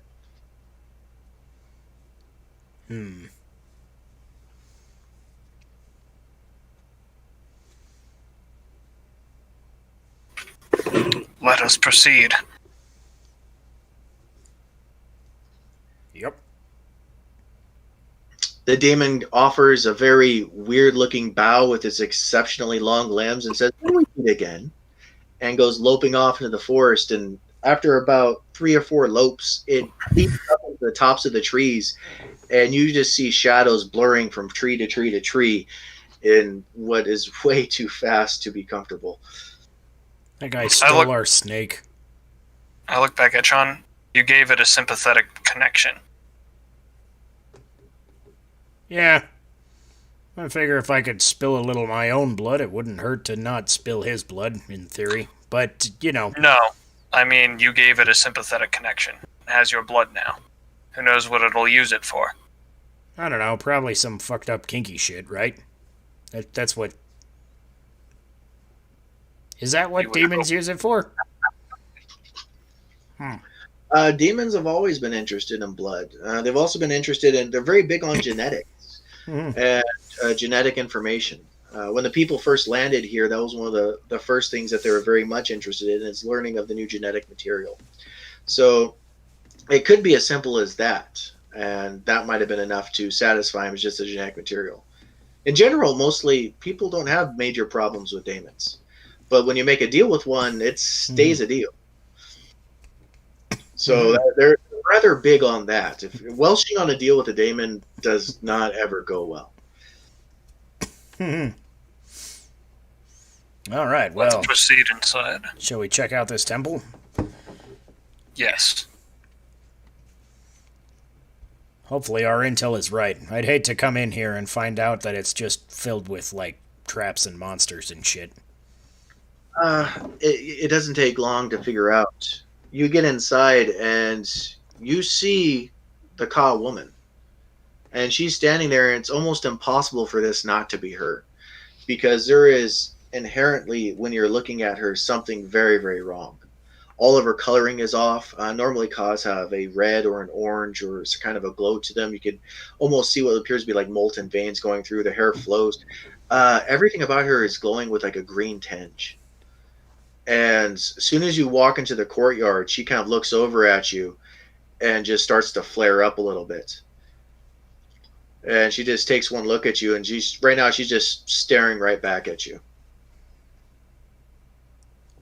Hi, how are you? Why are you here? We're here to take you in.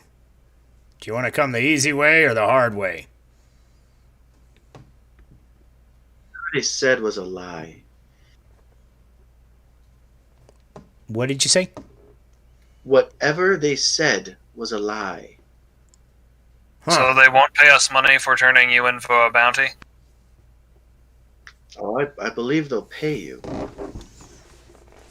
But the bounty is not for anything that they said. They just want me back.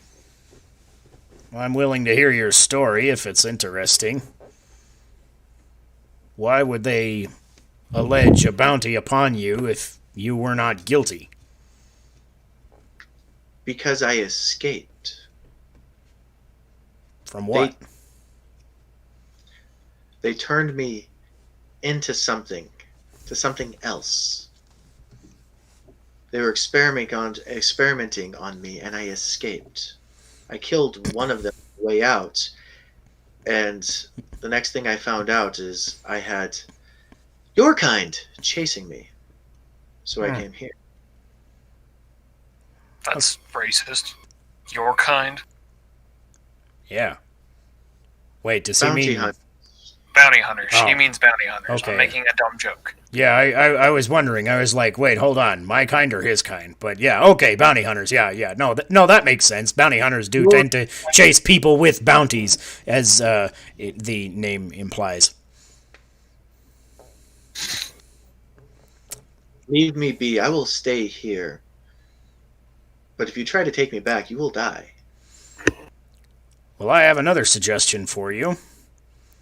You could come back with us and testify that these wrongdoings were going on, and perhaps you could keep it from happening to anybody else. If your story is true, why not do that instead of living here in a old, abandoned, frankly kind of creepy, weird place? If anyone in power cared about the truth, I wouldn't have had to hide. If anyone in power cared about the truth, they would not have been able to put a bounty on my head for escaping the research facility. So reveal that the ones with the power are corrupted, and they shall be replaced. Oh, it's the pyramids. We'll roll a convince check. All right. Because this is potentially leading to dire consequences for her, can I use my +3 bonus to intimidate when using convince rolls? Sure. At the same time, intimidating might not be as easy as you think. But yeah, you can definitely give it a shot. I mean, you are terrifying. Impression, she thinks she's more so. Yeah. So... But I have a good bonus to that with my intimidate bonus from being I think that bonus is from being an Oni. I don't remember. By the way, one other thing you also have is you all have grit. And grit is you have a number of grit equal to your resolve score. And that's basically you could add 1d4 to any roll that you want. 1 time per day for all of your grit. So, or for your resolve. So basically, if you have 3 resolve, 3 times per day, you could add 1d4 to a roll. Nice. All right. This actually might be a good time to use that, because this could potentially sway the entire direction of what's going to happen, huh? Well, this will be more than 1 roll. Right, but I'll go ahead and pop it. Go one rank of it. Bam. Go for it. All right, so 17 is the total. That might make the difference. What makes you think? I mean, you look at her; she's obviously thinking about it. But what makes you think that you'll be able to control them and stop them from influencing who's in charge? The research facility is happening at the pyramid. How are you going to stop them when the pyramid itself cannot? Crush them. That's not a bad idea. Try a presence check or something along those lines, or a convince check with that if you like. It wouldn't be my first choice, but it would be effective if nothing else worked. If you have a better idea to try and do what you can, but when you just said you're going to crush the largest, you're going to crush like the largest. I'm going to crush California. So. You know, that's about the depth of what you just said. So go for it, man. Yeah, I meant crush like the people in the lab, not the entire pyramid, because that's. But that probably did not come across in what I said. So either way, you can roll a check for it and see if it works. Okay. She would have got the impression from you that was appropriate that I did not. So who knows? I find the skills sheet here to find out. All you got to do roll 1d20 plus your will. Okay. I will burn grit on this as well. In fact, can I burn multiple grit? Oh, only 1 per roll. Okay. We'll burn one grit.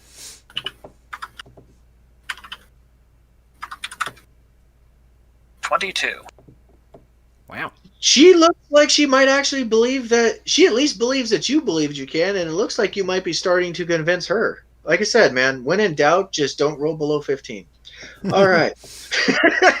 It is the best method of solving all problems in a game. She's like, I don't think you understand how powerful these people are. I don't think you understand how hard this will be. Does it matter if it's hard? And does it matter how powerful they are? If they are wrong, they are wrong, and you should fight for what you know is right. Otherwise, you are a coward. Roll another convince check.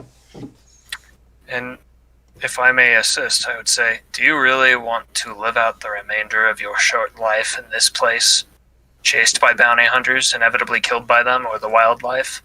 Roll a convince check of your own right there, too. Roll 2 of them. Yeah. 21. Bad? Chris, what is your will? My will is 1. I'll drink to a roll that bad. So, Chris, what you have is... So part of what we have in this game is we have determination. A way to think of it's like skill health. When you fail a check, you lose a determination. And if you run out of determination, basically, until you take a break and step away from it, you can't use that anymore.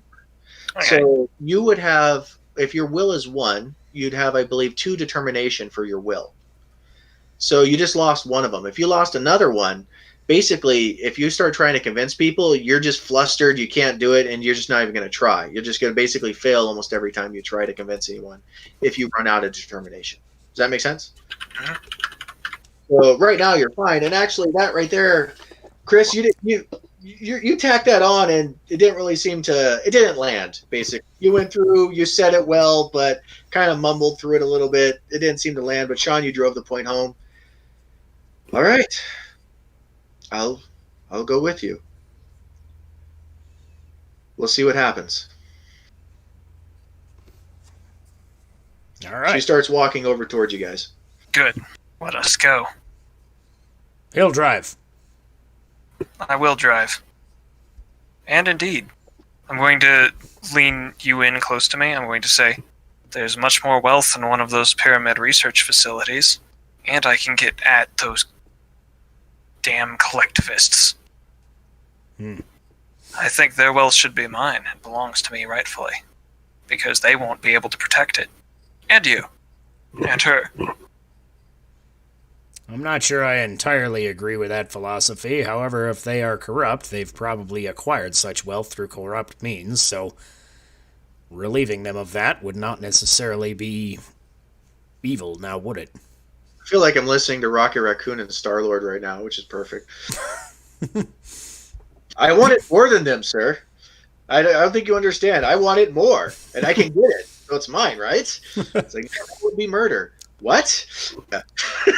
Like the Telvanni Guild in Morrowind. It's basically a guild entirely based around that concept. Was just like, if you killed that man over his goat, then you clearly deserve it. You guys are heading through the woods, or heading through the jungle, and you are not at the edge of it, but you're getting fairly close to it. And you hear that a rather familiar melodic voice start saying, it's like, I would like you to live. This is a weird forest. Would you care to? The birds here are very strange. Well, this is the demon. The daemon. It's okay. The one that you talked to before. It's that same voice that came out of the trees before. Just passing through. Warriors come for her. And you now. They will be here soon. It's fine. Bounty hunters often carry useful things on them. If they strike at us, we shall strike back. They are not bounty hunters. They are soldiers. Even better. Then her story rings true. Shall we take a rest while they come for us? That would be hard, because they're going to be here. Actually, let's go back to the daemon. It's like, you have moments. And she just kind of drifts back off into the shadows.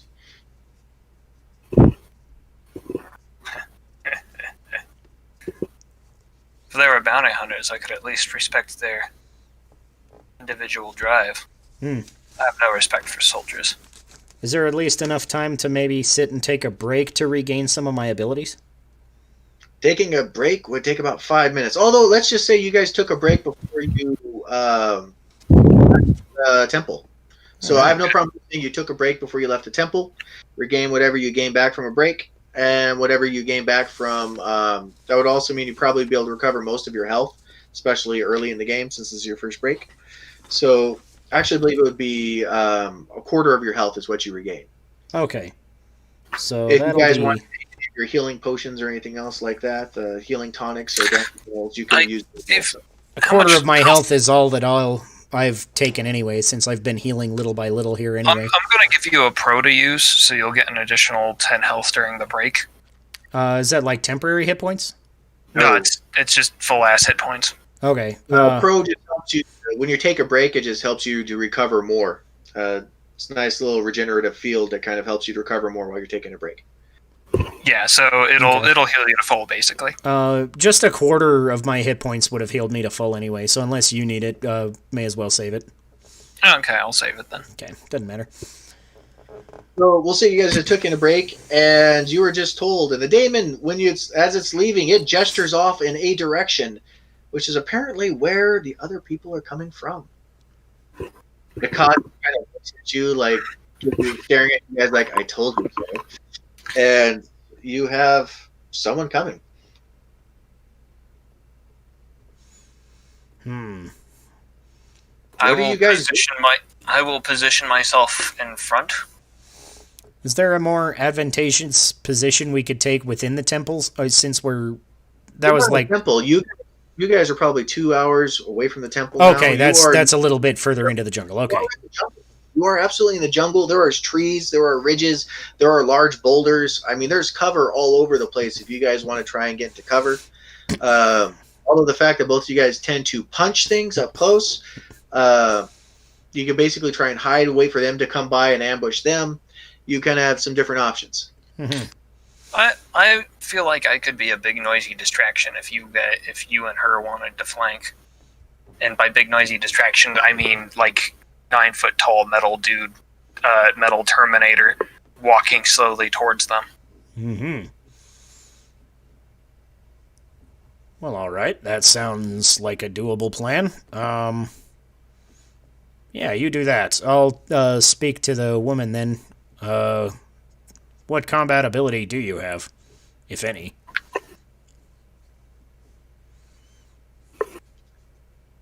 She just kind of looks at you for a second, rolls her eyes, and goes walking off to get on top of a stone.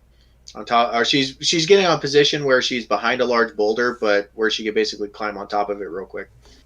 Okay, have fun with that. I'm gonna climb up in a tree so I can jump out of it on top of somebody. I'll stand tall on the ground, waiting for the soldiers to arrive. Right. You have 8 different soldiers that are, as they're coming through, you start to hear movements. Eventually, you start to see them, and they are talking and gesturing towards you.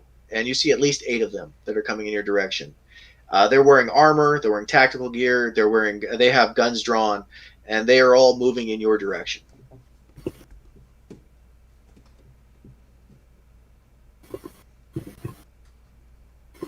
I'm just going to stare them down.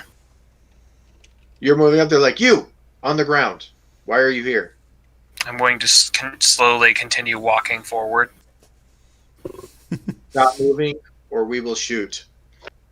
I'm going to continue walking forward. So, right about now, a couple of things are going to happen. First, Sean, they just moved where you're within Savage Champion range, where you could close on them and hit them before a turn. For that to work, though, I need you to roll a stealth check. Okay. I assume that's just my finesse if I don't have it? Finesse plus D20. All right. That's actually pretty solid, 19. Yeah, they're actually pretty good, and they did not see you, which means you're going to go ahead and be able to ambush them at this point. So before anyone else even gets a shot off, you're going to be able to basically, if you're ambushing them, you get to set your initiative. So you're going to be going first in the initiative order before all of them. and as well as the Ka woman, who is Tessa. She's going to be able to attack with you also. Nice. So, All right. right now, let's see. Go and roll your attack, Sean. So, if you're using Savage Champion, you could get to him this turn and just start willing into one. Yeah. So that would be do a main attack action and then a second attack action, and you would have advantage on this. Okay, so I have advantage, so I can roll another d20 and take the +2. That's a 14, which grit. Grit. I'm sorry. Excuse me. I'm coughing a little bit here. You have grit. Die. Oh yeah, the extra d4. See if I can hit that. Boom. 15. Hey, 15 just barely hits its armor. Well done. All Nice. right. That's actually 17 with the advantage too. So yeah. Yeah. So go and roll your second attack. Okay. Bam. 12. Not as good. Well, actually, exactly the same, technically. You have This one's a advantage. miss. So that's a 14, which still misses by 1, and you can't use another grit. So you hit with your main action, which is your attack option, which is that Savage Champion. So you get the extra 2 damage. You go and roll your damage. Okay. And I also just was looking at my character sheet, and I think I get a little extra damage from my advanced striking. Is that what that does? Striking will give you 1d6 for your punches instead of 1d4. Okay, that's what it did. Okay, so it is extra damage, but it's not a bonus damage. So it's higher die. Right. And not only that, with advanced striking, if you don't have that, their plating would be doubled against you. Because if you don't know what you're doing, punching a dude in armor is a really dumb move. Yeah. So All you right. fortunately know what you're doing, so you could will on this dude. All right, well, 6 damage, and then I will ignore his whatever for the rest of infantry plating. So, not a ton of damage off the bat, but a little bit. Get the ball rolling and hopefully distract him a little from shooting Chris. No, that one is definitely stopping and turning towards you. Nice. So you have one that's coming at you right now. The other 7, though, look like they're opening up on Chris, like right now. Or they would be. Except right now you're noticing in the jungle, there's a lot of vines, but normally they don't seem to lash out like living creatures. And you have a whole chunk of them that are lashing out right now at about 4 of these soldiers and just dragging them off into the trees. And you have some that look like they're lashing onto its own, pulling them in different directions, trying to stretch them and tear them apart. And you have a whole bunch of things going completely crazy right now in this forest.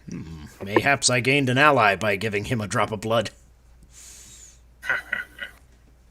Actually, you look over and you see the Ka woman is glowing green and chanting as all this is happening. So I guess it was her doing. Yeah, and right now you're having a really big second guessing the thought of trying to fight her in a jungle. Yeah. That could be... Yeah, a bit of... Yeah. Who knows? Mm-hmm.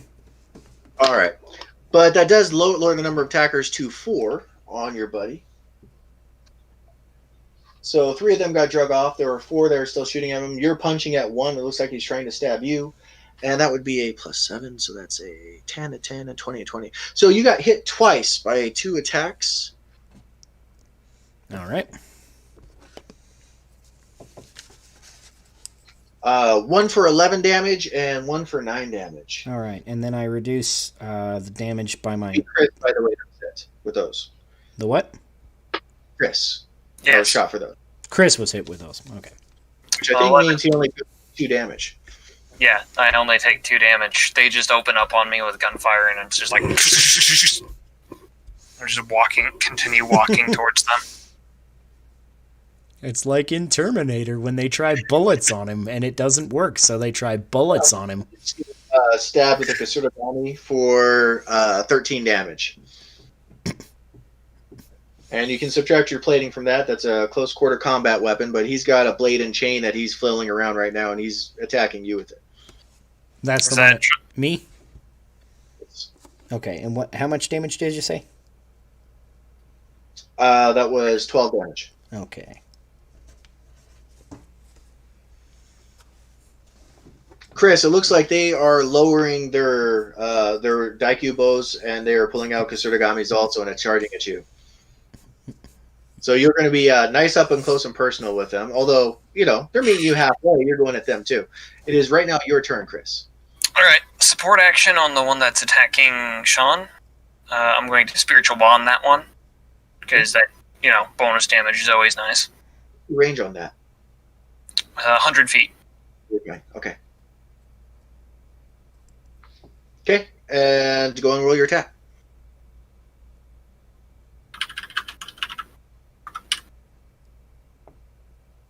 Let's see. That'll probably hit. Yes, it does. 7 damage. All right. These guys are fairly heavily armored, and you could definitely tell that a good chunk of the damage that you just dealt was absorbed by their armor. So these guys are no chumps. Could I... With that in mind, could I... what's the attack option? Option here. Make a secondary attack versus stamina. Deal recurring damage, but take half that damage each time. This damage is unavoidable. If you can, although that would probably be next turn. Because, actually, no, go for it. Your character would have known these guys were in armor. I'm good with that. Okay. So, yeah, your character saw the armor. He would have been aware. Go for it. So, what's your int? Int is 3, I believe.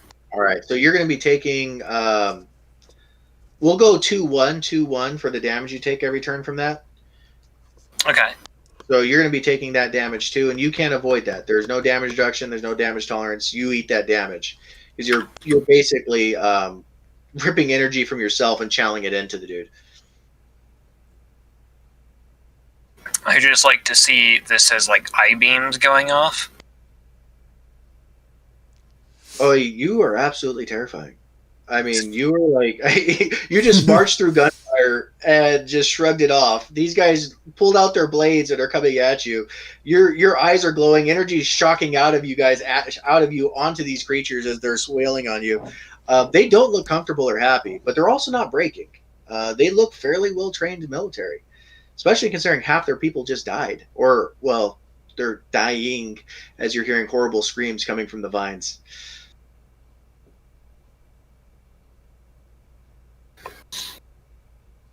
So, yeah, and I recorded that I took that damage, that int damage, and let's see.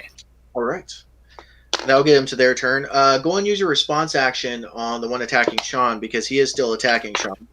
And he does hit Sean. Okay, that is 9 damage on the one that attacked Sean. He just took 11 damage from him, and he is beat up. He is now wounded. Go and roll a d20 for me. Okay. I hit him with my laser eyes.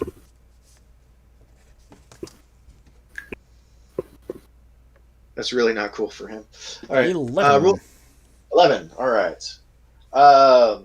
You just broke his hand. When you shot him, it basically bored a hole right through his gauntlet, and that thing is not working well. So he's definitely going to have penalties when he's trying to use it. All right. Let's see. That one's turn. Sean, you do have 4 that are attacking you currently. I'm sorry, Chris, you have 4 that are attacking you. Yeah, and they're attacking in melee, I assume. Yes. What is your defense? Defense is 16, because it, for whatever reason, shapeshifters cap out at that. Sort of. But yeah, I know what you mean. Yeah.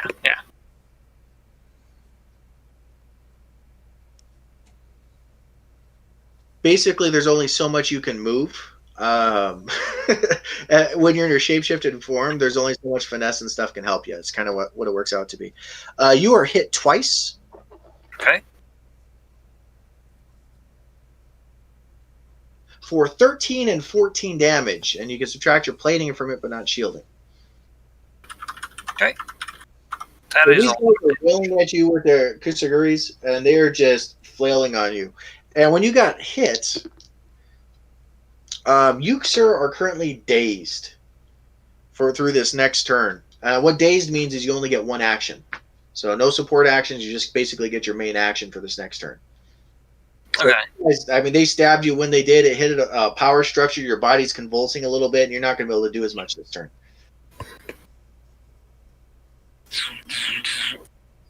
All right, and it is your guys' turns. You see hear wailings coming from the vines in the forest, but it is less.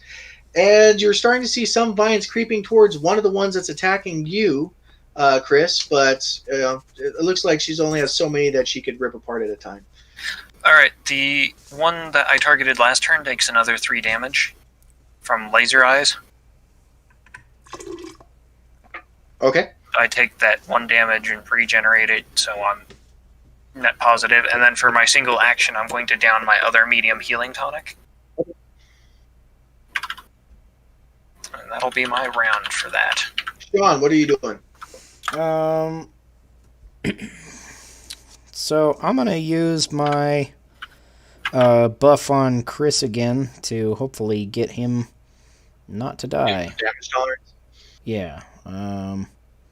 I lost that ability. It's in here somewhere, but it gives him... Don't worry about it. It's 3 damage tolerance. 3 damage tolerance. Yes, so we remember that part. That's the important part.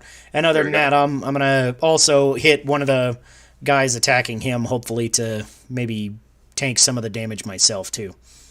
Did you drop the one on you? No. So that one should still be attacking me, but there's a lot attacking him, so I'll hopefully divvy up the damage. Okay, if you do that, he'll get a free swing on you because you're running away from him. So it might be worth killing him first, then moving over to try and draw some.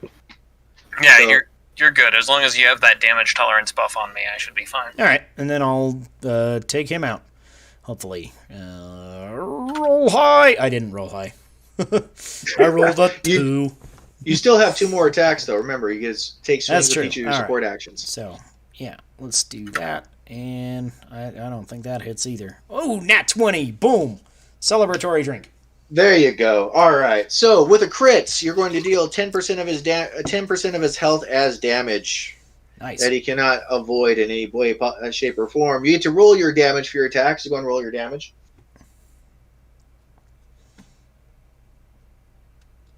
All right. Boom. 6.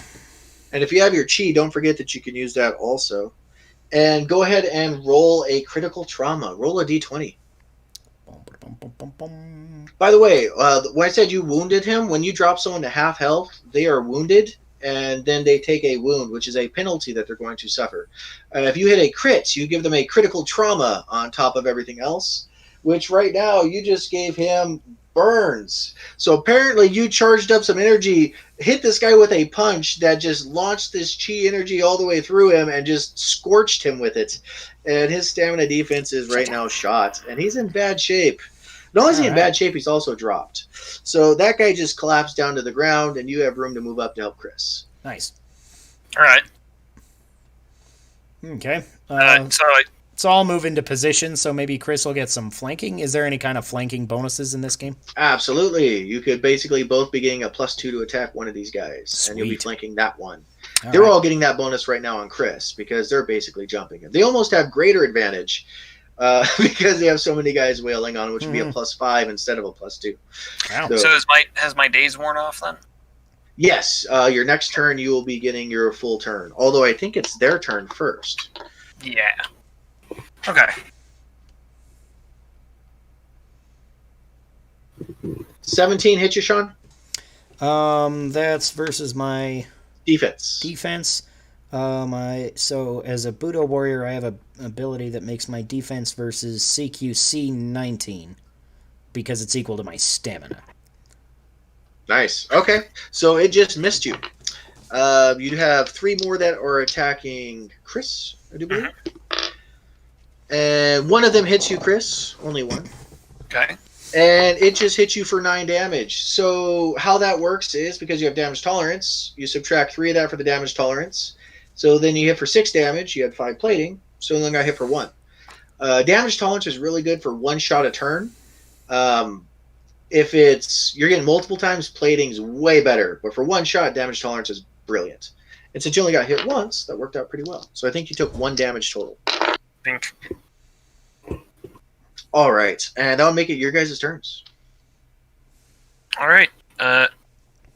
You can both basically attack one of these guys that is fresh that you're currently flanking, and then you both get +2 to that attack. All right. So for the one that Sean ultimately ends up attacking, I am going to support action,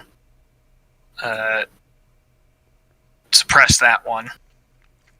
All right, and I'm going to use my Bond. brutal strike on him again, so I'll get an extra D10 if I hit here. And then I'm going to wind up with my laser eyes as an attack option and hit with my Tetsubo and attempt to hit with my laser eyes. Oops, I rolled a D6 instead of a D20. Well, we'll keep that for right now. If you actually hit, we'll use that for your damage. Okay, sweet. Blammo. There you go. 10. So that would be a 23 versus That hits. these guys. And should I just take the 2 damage from my int and apply that additionally? Okay. Absolutely. Mm-hmm. Alright. So I miss with my brutal strike, but I can pop 2 more attacks on him. 20 and 17 hit? Those both hit. Awesome. I So deal I'll take 10 that damage. max damage roll of 6, which it won't be +5, it'll be +3. Unless the damage is... I don't assume the damage is So you got 8 bonused as damage well. and then 1 more hit. So roll 1 more damage.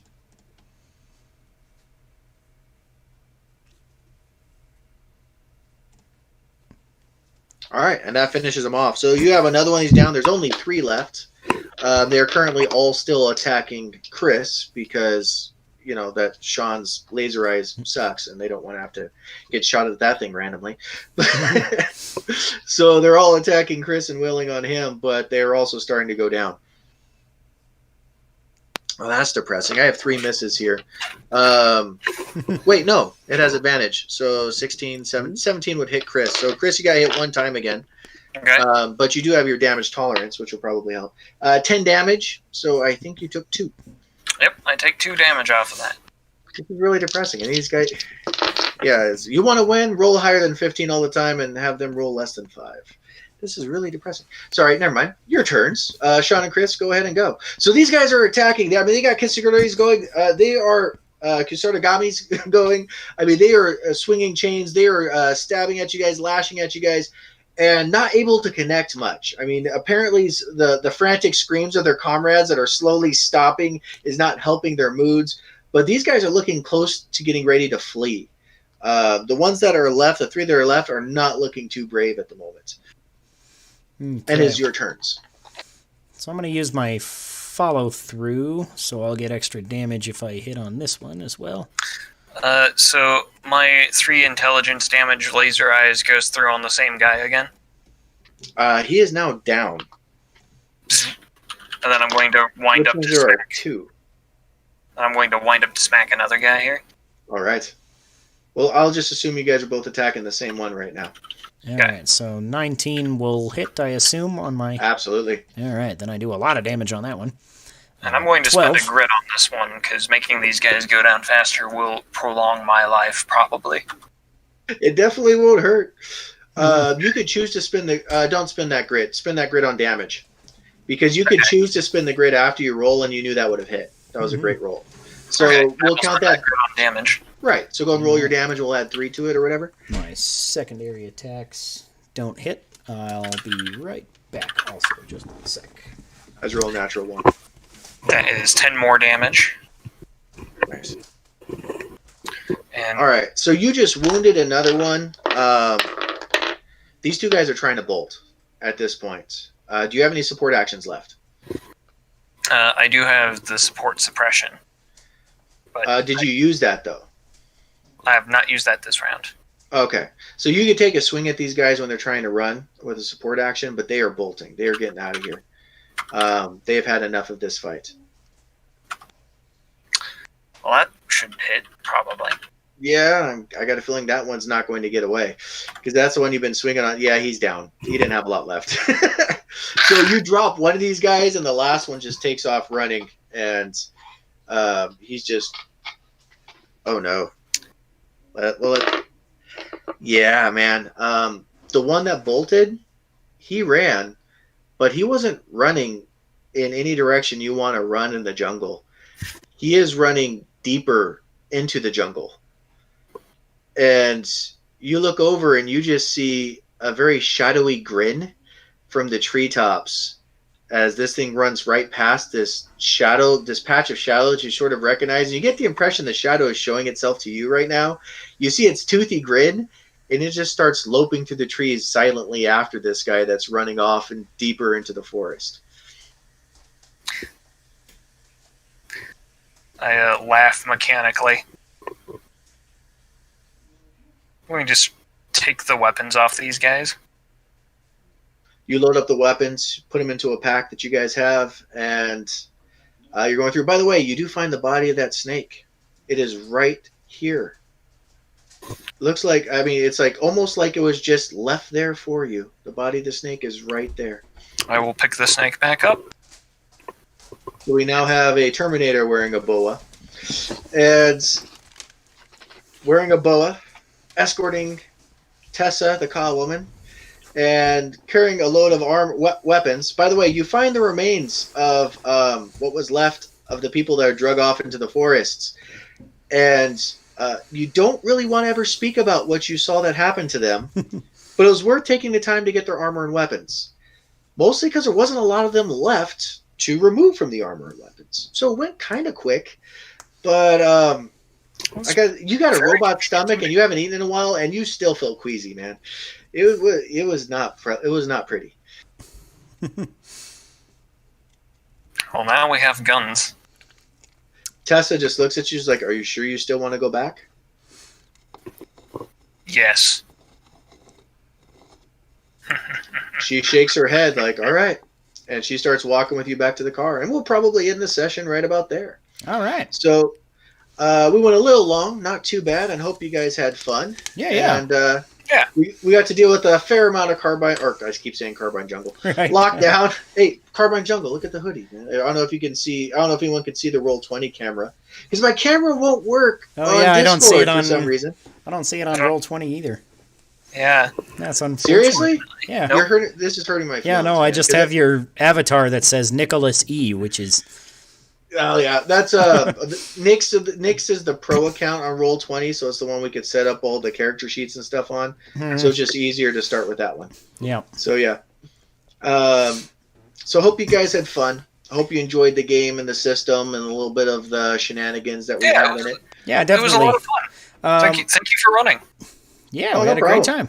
I've been looking at, Carbine Jungle. I bought it on Drive-Thru RPG after I got you guys put like when I got kickstarted mission decks. I think there was a bonus that it was like a discount code or something. So I thought that was kind of cool.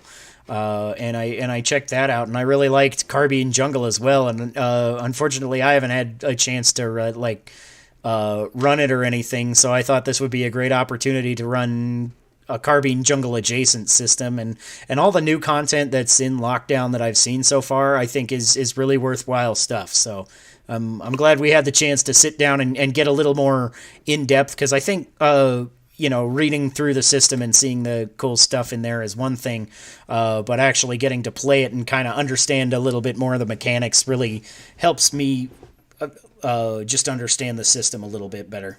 So. Oh yeah, I mean, you got to play a game, and that's the hard part with indie TTRPGs. It's like, oh, let's get a table together, and right. it's a tough thing to do.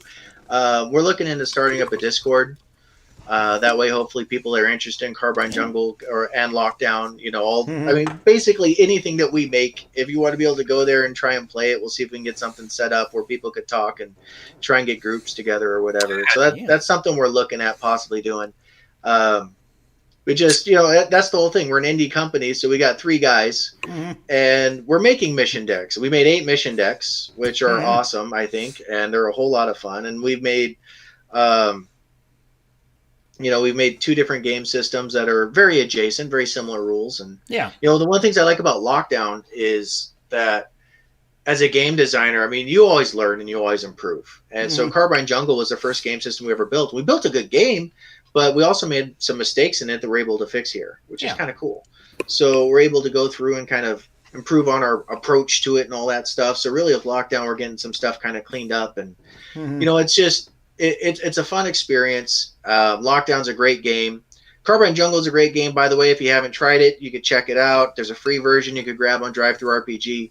If you want to check out Lockdown, go to the Kickstarter, search for Lockdown Kickstarter, NorCal Mythos. Lockdown does not have a C in it if you're trying to spell it, Lokdown. Yeah, and also you can find, I put a link here in the description if you're watching live on YouTube right now, which we have a couple of viewers, which is probably one of them is Chris. And if you take a look at NorCal Mythos on Twitter, I guarantee you I'm going to talk about it far too often, because I'm not going to shut up about the Kickstarter for quite some time. Plus, he has all the best memes. I try to keep up some nice shenanigans for tabletop stuff, just because it's fun. But Lockdown has if you go to the Lockdown Kickstarter, we actually put a 180-page version of the game that you can download for free. So you can go to the Kickstarter, download that, check out the game, see what it's all about, see the different archetypes, see the Buddha Warriors, see the Shapeshifters, see the Zenitons, the Bloodborns, the Shastras. I mean, go take a look at the different peoples that we got in it, and you're probably going to like what you see. I think we really put together something that's a lot of fun. I think you'll enjoy it. Take a look, and if it's for you, awesome, back us. We love it. If it's not for you, that's cool. Tell your friends anyway, and hopefully it'll be for them. And we appreciate it, and we hope you guys have fun with these games. Yeah. Yeah. All right, and I guess that was kind of close enough to our boss encounter, so I'm going to drink my King's Cup now, that was the boss fights. Yeah, the boss fight was either going to be you guys are fighting that Ka who's going to be throwing the forest at you, or you had a nice little army, depending on your choices, and you chose the good guy route, which is awesome. For a second, I thought choose the ambush the Ka route, which was also going to be awesome. Yeah, in certain cases, I might have gone for the latter, but kind of the I don't know. It's been a while since I've really played a somewhat heroic character. A lot of my characters lately have been neutral, if not evil. So I'm like, you know what? I'm going to go out of my way to do the right thing on this character, because it'll just shake up what I've been doing in tabletop play lately. So, but anyways, my King's Cup here is roughly half and half Breckenridge Vanilla Porter and Breckenridge Nitro Irish Stout was the second beer I drank, which I didn't introduce mid-podcast just to change it up a bit. So I don't have a ton in here, but every a couple of drops for every time I hit or the one crit roll and all that. Yeah, so of monsters, we had some good stuff and some bad, and we had shenanigans, which is the most important part. Is that as long as everyone's having fun, then it's a good game.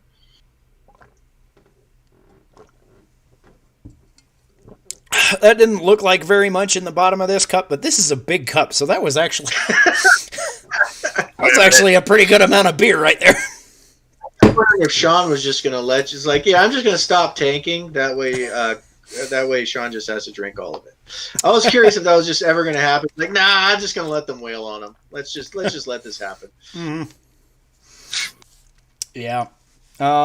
We actually were surprisingly cohesive party strategy there, despite not talking to each other through any point of the character creation process. It was, I was like, I figured Sean's going to play like a DPS kind of or tanky guy, so I should play like a DPS or tanky guy and just do the other part of that. Yeah. Somehow it worked out. And having two tanky guys when you don't have a healer is never a bad idea either. If you could absorb a lot of damage, you get a lot better shot staying up. And you bought healing stuff, which is the most important. Because if you know if you got a healer, just make sure you're not going to die. Always a plus. That was something I should have thought of, but instead I just literally have all my gold, and I meant to look at the items and never got around to it. As a Buddha warrior, you can kind of get away with that. So like, what do I need? Yeah, that's kind of what I was looking at. I was like, I don't need to buy a weapon. I don't need to buy armor. What the hell would I do? And I thought about looking through the other armor or the other items, and I guess healing potions would have been the way to go. But instead, I just have 4,200 credits sitting in my pocket. That's how you're making your car payments, man. Yeah. So. I'm funding Chris's car payment. There we go.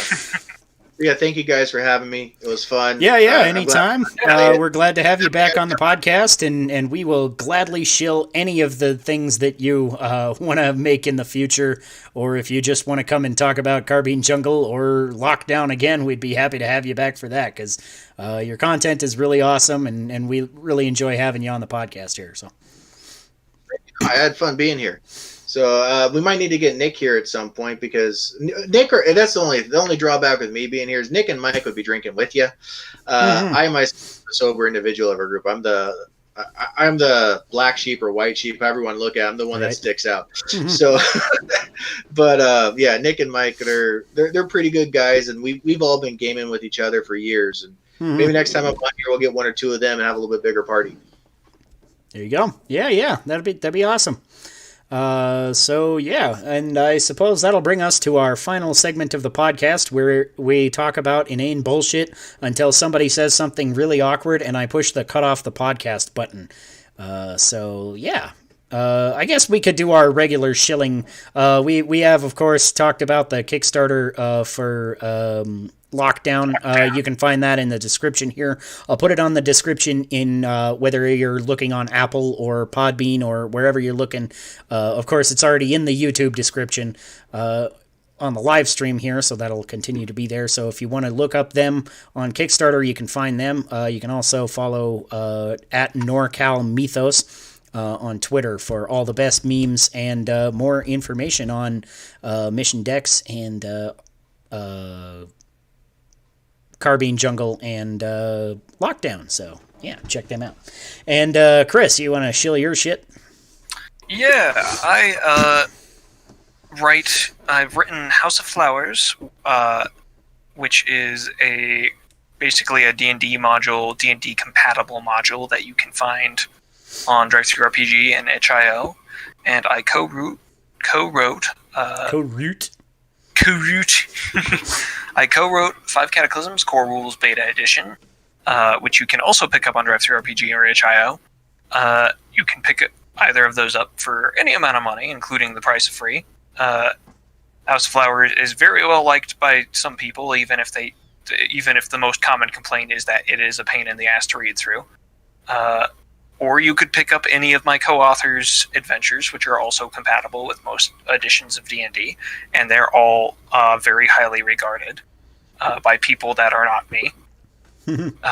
By people other than me, I should say. That sounds like I'm like, well, other people think they're good, but not me.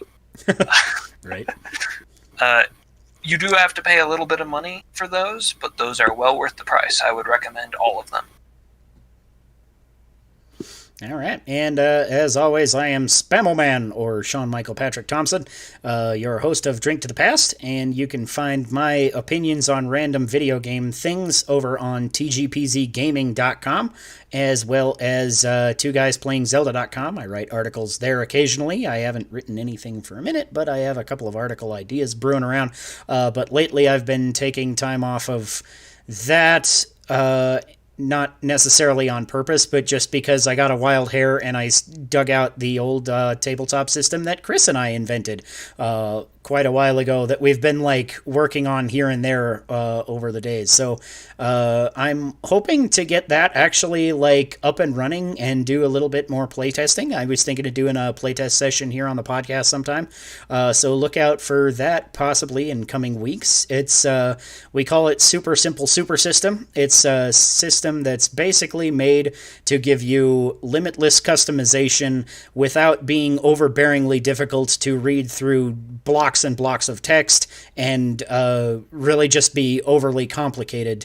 It's technically designed to create like a comic book superhero style campaign, but because of how the system works, you could literally use it to make any kind of campaign. If you wanted a high fantasy campaign or a steampunk or anime, literally any kind of thing would technically work with it if we've made the rules right. And it's simple to understand enough so that if you have baseline tabletop experience, you should be able to get the book and create characters for a whole table of players in less than half an hour and get playing. So if we buckle down and actually get it done, that might hopefully be available soon. I'd like to actually get that available. I was talking to Chris earlier about it, and I've done a lot of work recently on it. So hopefully we'll get that out there.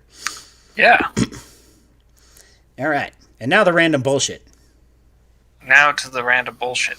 I like that healing is still abbreviated HOT for healing over time. Hot over time. Yeah. Hot over hot. Does that make you hot? No. Surprised no one even tried to seduce the Ka, considering your guys' house rules for drinking.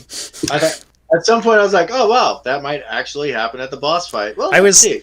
I was hoping that would happen because last week on our 99th episode, we also did a tabletop let's play or actual play. And I thought that would be an interesting, just random thing. And because they wouldn't necessarily know who the boss was, because they're. And the boss appears in a couple of different forms in the one shot that I designed for last week, but they ended up going through it a weird direction, and I forgot to. This was also interesting because last week I was winging it a lot as DM because I got to my notes and I looked at my. Usually I put like my notes of like. Here's all the rooms and the room features and what enemies are in the rooms and all that. And then at the end, I put like all the enemy stat blocks, and I looked down to the enemy stat blocks and I had like one enemy stat blocked out. And so I had to literally make up all the rest of them on the fly. And of course, because they're just like in the cellar of a pub, like every enemy that they fought was just like covering them in booze and lighting it on fire. And Chris was playing a swarm character, so that didn't work out well for him because he took double damage from all of the AoEs. And there was a lot of AoE.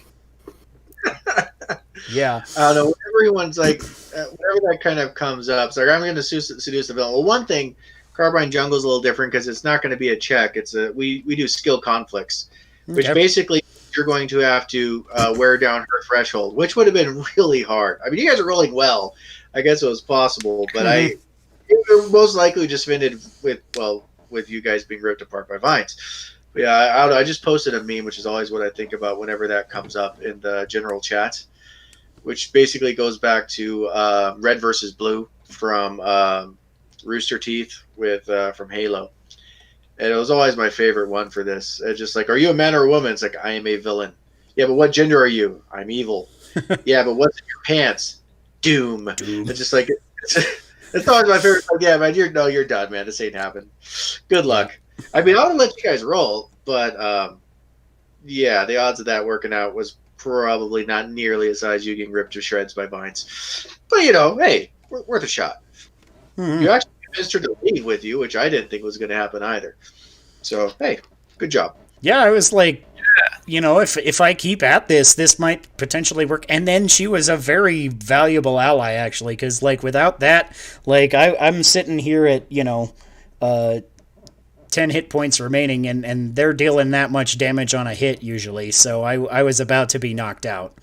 I was at about 14 out of 25 at the end of that fight. Okay.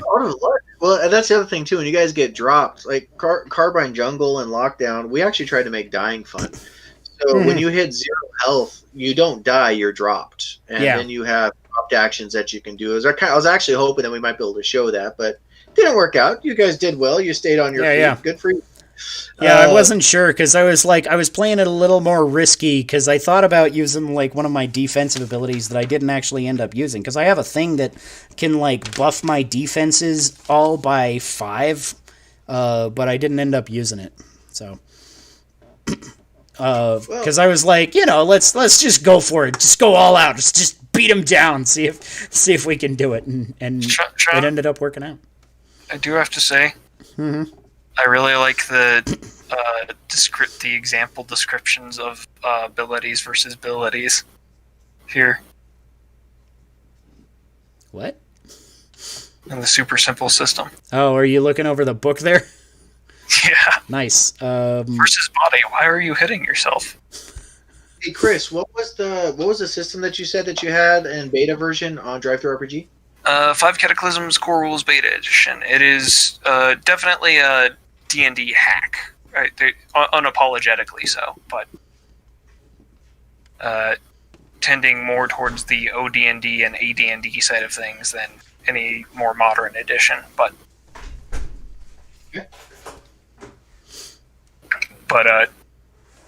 yeah, I'd recommend any of the adventures. Cool. It sounds interesting. Just want to check it out. Yeah, you can check it out for pay what you want too, so you can give Chris no money. I mean, that's pretty standard. Like, I've had like 75 downloads on itch.io, more on Drive-Thru RPG, but people usually don't pay money, I would say. Right. I'm kind of a firm believer in paying creators for what they make.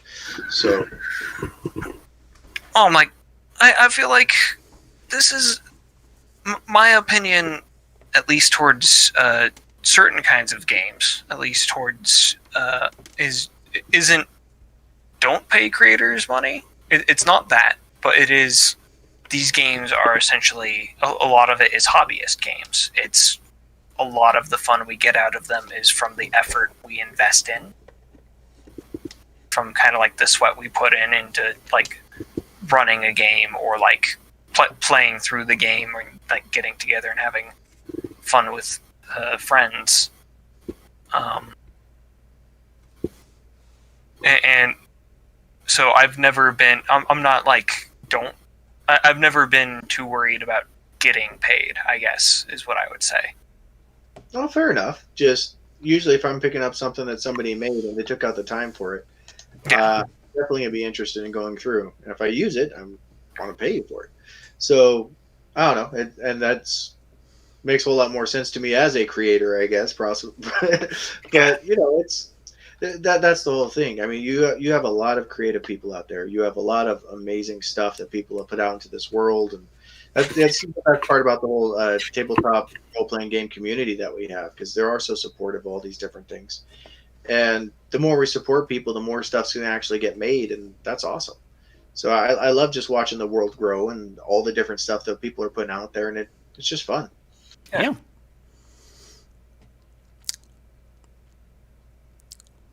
Damn, nobody's saying anything awkward, so I can't cut off the podcast. I mean, I was gonna say something about like also the reason I didn't try seduction in that one situation was because I figured as a Terminator dude, probably I either had no dick or a metal dick, and the implications of either are kind of horrifying. I mean, you know, everybody has their kink. We have not worked out reproductive rules for anything in this game, and we figure we'll just leave all of that to the players. If you really want to get into that, feel free. We're just going to make it so you guys can have some fun with everything else. And you know what? You can house rule whatever you want to house rule, and we fully support you. We're not playing Fatal here. Oh, God. Yeah. Where you have a wife in every single town, and you have and you match all of the guards, at least once you get to high enough level. Just, oh man, I miss Fable. Fable was so much fun. Right? The first one. The first one. Like, Fable 2 and 3 were like, it's fine, but the first one, that was like fantastic game making right there.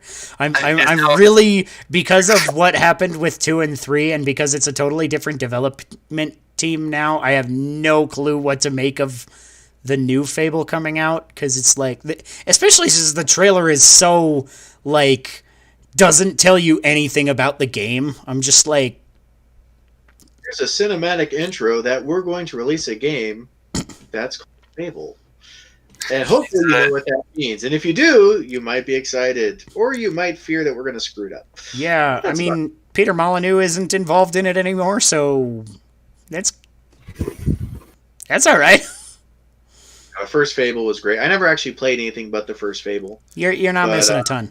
Fun, yeah. Is now a bad time to bring up that I didn't say Fable? What did you say? I said Fatal. Fatal? The world's worst role-playing game. As in, it's not. It has no redeeming qualities. The fact that it exists is like evidence against humanity's continued existence. You know what, though? It's good to have a baseline for a worse, though. I have no clue anything about this game, so I don't want to say anything bad about it. But if its only redeeming quality is that it sets the bar for how bad it can be, at least we have that bar now. So, that bar now exists, and we can all move up from there. And if you made Fatal and you're hearing this, I have no clue about your game, so I'm not trying to knock it. But I like that we have a bar set up because I like going to bars and drinking beer. I'm gonna stop everybody right here. If the creator of Fatal is listening to this podcast, don't. Nope. Fuck off. We hate you. You scummy little man. Crawl into the corner that you crawled out of and never bother anybody again. I don't know exactly what Chris is talking about, but I'm going to back him up. Fuck you, guy I never heard of. I'm probably not, just because I don't want to pick on anybody. Apparently, if they made a game that bad, I would share some and wish him a good night. I hope you have a great evening. It has a circumference. So but is it like just irredeemably bad, or is it like the kind of bad where you can like get drunk and play it and it's hilarious, like Sonic 06? Senzar is you could get drunk and play it and have fun with it. Fatal should be buried in a priest-sealed grave. Bad. So this is the acronym that is Fantasy Adventure to Adult Lechery? Is that what you're talking about? It has rules for rape and anal circumference. I don't think anything